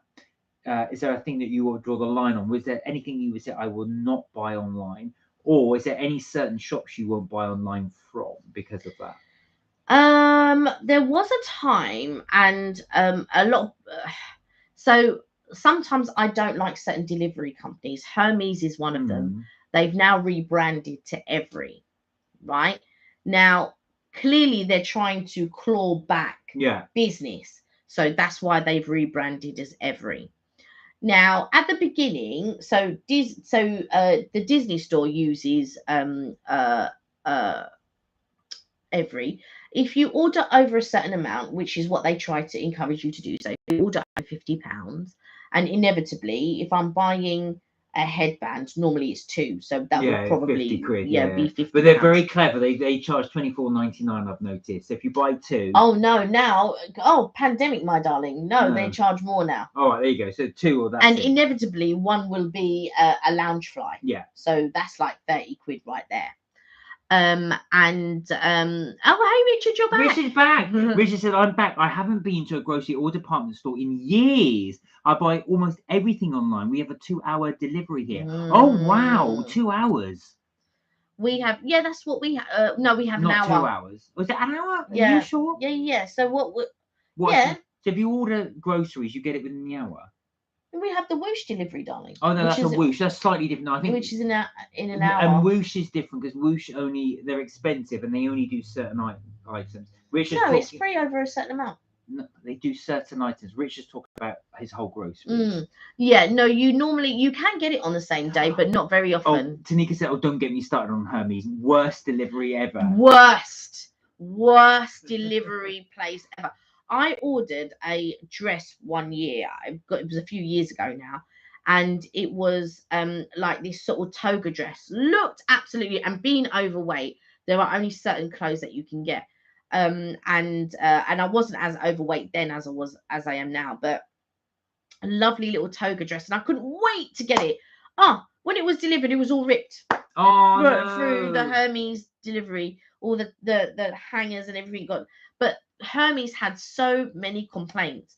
Now they've rebranded to Evri, EVRI, if you don't mind. And the problem again, so when I used to get my boxes from I didn't realize they had rebranded, by the way. But when I used to get my boxes with my headbands in from Evri, it was cool, that. Now the last couple of times when I've got it, the box is squashed. There you And go. I just think to myself, well, what are you doing for my box to be squashed? I'm just going to say, Richard, is there any American delivery company you won't go with, or are they all pretty good? I can imagine they're quite good. But the 1 hour thing, I'm just thinking, so we do have something called Whoosh, but that is only certain items. You can only get a limited number of items within the hour. Yeah, limited items and weight. And bear in mind, obviously, this is only in certain places in the UK. Yeah. So you can get things, you can get quite a lot. But you couldn't get, let's say, like we wanted to order like loads of water or something. No, but I think that's brilliant. If you can do your entire shop in a couple of hours, that's really impressive. I'm looking forward to the metaverse. I'll never have to leave the house again. Oh, Richard's Adventures, hello. Hey, Richard's Adventures. Oh, you're under the weather. Oh, sorry to hear that. Oh, you were saying you weren't well the other day. You're still not well. I hope you're feeling better soon. Dishing up a shepherd's pie, well, that will warm your cockles. Do you know what? So I was thinking about Siobhan. I was thinking, oh, what can I make? And in my mind, shepherd's pie was one of the things I was thinking about. There you go. So you can't go wrong. Potatoes and meat. There you can't go wrong. British classic. Do you know what though, Richard? You say that it makes me laugh because I've got to the stage now. Well, I do think that. I just think to myself, can't be asked to go to the shops. I just think I could just order it online. I know there's a delivery charge thing, but if I can ever overcome that, it was just going to be plain. I just can order everything I want. Yeah, it irks me, delivery charge. Oh, Richard Harris said he saw Richard's Adventures Pieminster video. Pieminster. Oh, Pieminster. Sorry, my glasses. Pieminster, there's no L in it. Video. The pie looked good. I haven't seen that yet, Richard's Adventures. So I will. No, I was watching one the other day that I commented on. I can't remember which one it was. I know he's done one where he's done a collaboration with Ragdoll's Misled. It was his theme. So Richard done a train, how trains have changed over the years. Right. And there was a couple of steam. I really like the steam trains, so he put a couple of steam trains in the video. But one of the trains was like a real square. It was really weird to see. It was like an altar. I need to catch up with your videos actually because I've been working. It's I need to catch up, but I will catch up with your vids. Yeah, and I liked that video that he did with the old trains and stuff like that. It was just like different clips and that. So I was watching that one, and but I remember Richard telling me in the week that he wasn't well. He was feeling under the weather. Well, I hope you feel better soon, Richard. And Mark's not feeling. Mark caught COVID again. I must catch up with Mark. Yeah, and see how Mark's doing. I think what's her name?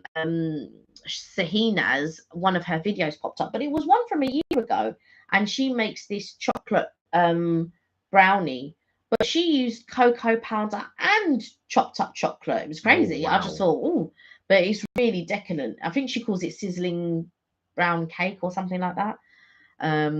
So I caught up with that today. So Richard said we have a number of delivery providers: DoorDash, Instacart, Uber One, and a few others, all pretty good. I can imagine in the United States it would be good. That ours are very much hit and miss here. So some are excellent, but some are leave a little to be desired. Yeah. A certain company, which I will mention no names, I ordered a Nespresso machine. And do you remember that as well? They wouldn't deliver on a certain, so I'd order it for a certain day because this is when I was back at work, and they didn't deliver on that day. I was so angry with them. But yeah, again, really, that was a poor level of service. But it does sound like you get a good level of service there. I think what annoys me sometimes is, so we've got several delivery services here. We've got Tesco, we've got Sainsbury's, we've got Ocado and stuff like that. Now, I don't like substitutions. I'm one of these people. If they don't have what I want, there isn't a substitution that I want, so just leave it out. And Ocado do this thing where you can't opt out of substitutions, and then they'll send me a substitution, and I'm thinking, well, a lot of the time when they send it, because they want to give you value for money, they send a cheaper version of it, because they still charge you, by the way. So they send you a cheaper version of whatever it is that you've ordered. Now, there are some cheaper versions, things that I don't mind, but I would have ordered the cheaper version anyway. Look at Mark going. But I would have already ordered the cheaper version, excuse me, anyway. So if I've ordered something and then you're going to send me a cheaper version of that, of which they have done a couple of times. They did one with your salmon, but you didn't mind. No, I don't mind that. So Kelly won't do the cheaper substitution. I don't mind the cheaper substitutions, but I would have already ordered the cheaper stuff that I wanted. Fair enough. So if you're going to send me something that is subpar, I'm not about that lifestyle. Remember, I'm buying Lincoln biscuits, says Richard's Adventures. I do. They have the little bobbles on them. That's right. I remember. Yeah, Richard said substitutions can suck, and it very much depends on the packer. Yeah. That strawberries. Yeah, raspberries, they're the same thing. I'll chuck them. Yeah. We've had that substitute. So they've substituted fruit for a different fruit, which I don't think is a proper substitution. No, but your cream came, because Mark likes cream in his coffee, and it came cracked. Oh, yeah. The cream was leaking everywhere. That's the sort of thing that annoys me. But because it's like a quid or less than a quid, is it really worth squabbling over a pound? My other bugbear is when it's clear and obvious. So you order bread, they put the bread in the carton, and the guy's gone and put cans on it or big bottles of water on it, and it's clearly just crushed. Why would you stack something really heavy on soft bread? So it got to the point where I had to write in the description, please separate heavy items from soft items. Yeah. Because they kept doing it, or they give you really rubbish dates. And then again, I say, can I have a good date on? Now, Ocado are quite good on that sort of thing, because they'll tell you. And then what they do, when they send you your receipt, they tell you what days things go off. So they'll go, you can use this up until Saturday. You can use that up until Sunday. This one is until Tuesday. And they're really good. And they actually separate it in that order. So Ocado is good in that sense. The only thing that I don't like is they substitute things. I ordered a Haagen-Dazs ice cream, the pina colada one. They didn't have the pina colada one, so they sent me the mojito one. Yeah, they did. It's not even the same league, not league, but it's not even the same fruits. Richard Adventure said, when we meet up, I can be happy to give you Lincoln biscuits. Oh, we will meet up, actually. We will meet up, yeah. That'd be good. Tanika said, I had hummus sub for sour cream last week. Like, honestly. Oh, sorry, Tanika. I should honestly. But they're not even remotely similar. Oh, that is funny.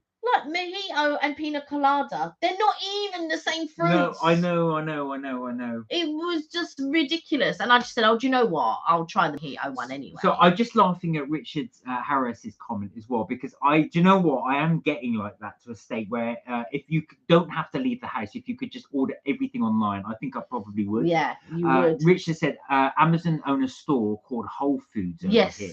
I ordered a small fruit pie and they substitute for a huge $30 carrot cake. How am I supposed to eat a massive carrot cake? What? A fruit pie for a... Oh, my word. But the thing is... Did you have to pay for that $30 carrot cake? Or did they just send it as, That's insane. That's a lot of money for a cake as well. Yeah. I mean, that's like 25 quid for a cake. Yeah. That's a lot of money. So what I'm saying is, say if the fruit pie was $10... and they sent you a carrot cake for $30, did you have to pay the $20 difference? Richard said, misled ragdolls meet up on Monday. Oh, okay. So you're doing another collab. Just be wary, though, if you're going into central London. So don't forget, on Monday is the date of the funeral. So that's probably why they're going in. Oh, maybe. But anyway, Monday's the day of the funeral. So just be wary. A lot of ring roads will be closed. All buses on diversion, because we went on Wednesday, a lot of buses were on diversion. And also as well, obviously a lot of places will be closed because of the Queen's funeral. So just bear that in mind if you are going for another reason than that. Richard said, yeah, they charge the full price. That is so bad. Why would you want a $30 cake? Oh my lord, that is. Oh, Walmart don't charge up here. Wow. It's called a scam. It sounds like it. $30. But the thing is, so could you take it back though, theoretically? So if you said, look, I mean, obviously you could try and blag it and say, look, I actually thought I'm allergic to carrots. Can I have my money back? Would they do that? Because normally what happens is the driver, when they're delivering stuff, and they don't always do it, but they'll say, oh, this is a substitution, do you want it? Yeah. But Ocado are good because they email you beforehand. Yeah. So they do it, Richard said, but you'd have to drive back to the store, which defeats the purpose. Right. Because in the UK, they are quite good. What they would do, if you say, I don't want this, they can't be bothered to come back and get it. So they just say, all right, we'll deduct the money. We'll put the money back in your account. Just keep the product. Yeah. And that's happened several times for us. But also the driver, if they're good enough, they'll tell you, oh, this has been substituted. Do you want it? And then you can say, no, I don't want it. Now, Ocado, which is one of the better ones, they'll send you like an email going, oh, you've had a substitution. It's this. If you don't want it, let the driver know when he arrives at the property. So you can always say no. So I was able to let Mark know, oh, by the way, your salmon's been substituted. Do you want it? And he'll tell me yay or nay. And if he says yes, then I'll keep it. But there was one time I got a bottle I think it was a bottle of oyster sauce. And when I put it down in the kitchen, it was all smashed. So he there and then took it off the thing. Took it off the thing. Richard Adventures. Remember my date told you, well, she ghosted me. She's avoiding me. Well, Richard, you're best off without it. Yeah. Honestly, if somebody's going to play games, you're not worth it. It really isn't worth it. Yeah. I'm sorry to hear that. Her loss. Yeah, exactly. 100% her loss. But yeah, if she's going to play games, I wouldn't. We haven't spoken for a couple of days, so we'll catch up on it. Yeah. And I'm sorry to hear that, but yeah, I can't. If it's going to play games like that, it really isn't worth it. You don't want to be in that sort of thing. You're best off without them. Richard Harris said they do text, but you have about 5 minutes to reject the sub. It's damn hard to catch the text in time. Yeah, I can imagine that. That's really well. Plus, 5 minutes is ridiculous. You'd have to scroll through it as well and check it. With ours, like I said, it comes on a beat. They still use paper here, so they'll give you a list of all your purchases. The driver will say there are some subs, and you can see the subs while you're there.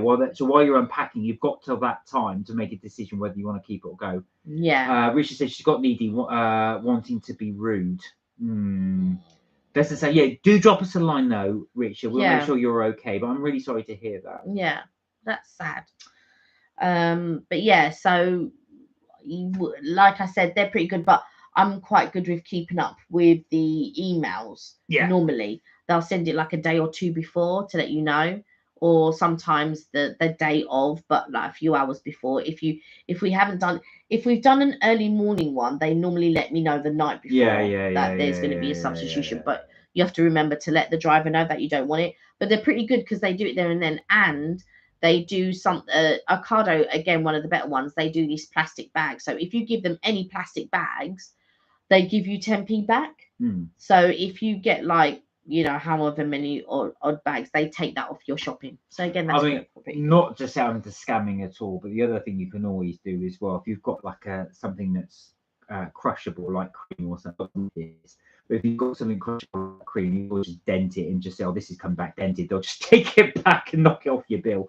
Yeah, but I mean, unless you want the cream. No, that's true. Yeah, so that's not really a thing, but unless you didn't want the cream. But if there's something you don't want, I mean, they're quite good here. They'll take it back.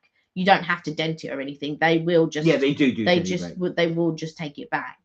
But it's just to catch it in 5 minutes. How are you going to catch it in 5 minutes? That's quite rubbish, actually.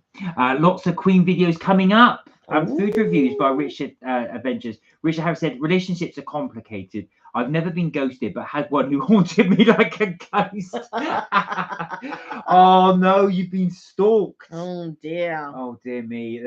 That's one thing. I don't know what would be worse, actually, being ghosted or being haunted like a ghost. Yeah, I don't know. Which would be, I think, actual fact, being haunted like a Ghosted. ghost, because that would actually be quite scary.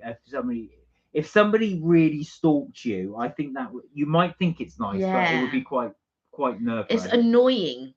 It's annoying when Well- somebody keeps calling you and sort of texting you, and you're just like, oh my god, and without being rude, like, can you stop God. texting or calling me? Can One you of just my old stop? flatmates, one of his ex-girlfriend, I'm not going to mention his name, but she just constantly called him, constantly. And I'd be watching the football, and he'd want to watch the football, and he'd be going, the phone would ring, and it's her, and I go, oh, mate, just tell her you're watching the football. Oh, no, I can't do that. She'll go mad. You go, yeah, I'm fine. What did I have for dinner? I had pasta. What did you have? Right.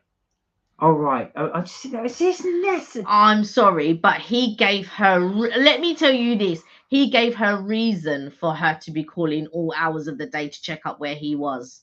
So I'm on the side of the girl. Richard said it stopped when I moved from DC to Chicago. Oh, is that one of the reasons? I'm not saying the reason, but is that one of the reasons why you moved to Chicago? Tanika said, my ex stalked me for almost 4 years. Wow. Oh my God, Tanika.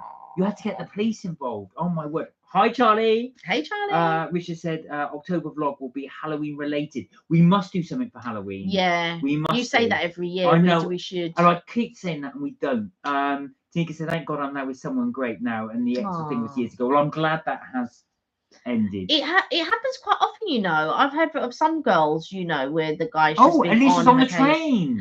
Oh, hey, Bunga.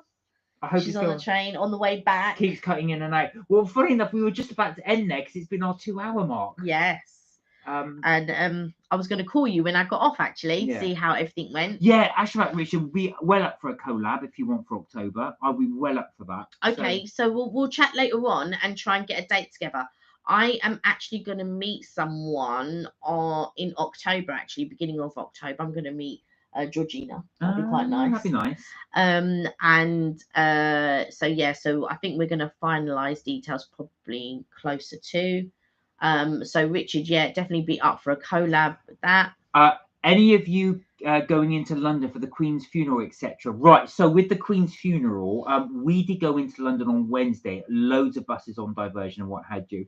The queue to see the Queen in state is currently 14 hours. But Richard Adventures is going to see the Queen. He's going off to watch that funeral. I don't think we will be purely. No. I mean, I've got a dentist appointment tomorrow anyway, but I know that's not Monday. But on Monday, it's just because of the. I don't like crowds. Yeah, for me, it will. I think if you're going to go and see the Queen, you have to. I feel you probably have to get there a day or two before. I've got to be honest. Yeah. To even get a view or a good spot or whatever. And I think at this point, I wouldn't have gone anyway. But I feel at this point, it would be too much. And there's so many people there. So many people have turned out. And even David Beckham queued, but he got there at sort of like 2 o'clock in the morning and started queuing. And you know, and I've never really been interested in David Beckham or anything or the Beckhams at all. But I really do feel that it was decent of him to get in a queue like a bog standard person, not because he's famous or he's got money or he could get pushed in. He queued at 2 o'clock in the 1:45 in the morning. I think he got there. Wow. Queued with just bog standard people. As if he didn't have money that he couldn't have gotten in, or because he's well known he could have gotten in or whatever. I didn't push in, queued with everybody else, and he just wanted to pay his respects. Wow. Had sandwiches and things with people in the queue and all of that, sherbet lemons and whatever else he was saying. And I just thought, yeah, Richard said, I saw one of the guys by the coffin passed out. Yeah, a couple of guards passed out because they've got to stand there all the time. Yeah. So you're literally standing with your sort of fork and looking down like that with respect, and you've got to just stand there for hours on end. So I can imagine that. But yes, for anybody going into London, I hope you get there safely. I hope it's all okay. And I hope you get to see what you want to see. Yeah. Exactly. So, but anyway, we've been going for 2 hours now. So that's it for Mark and Kelly's trips, tips, and things for this week. Thank you so much to everybody that joined. I had a Thank really you. good chat, as we always do. Yeah, you be safe up in the city. Yeah. Do get anybody that wants to get in contact with us. So please do.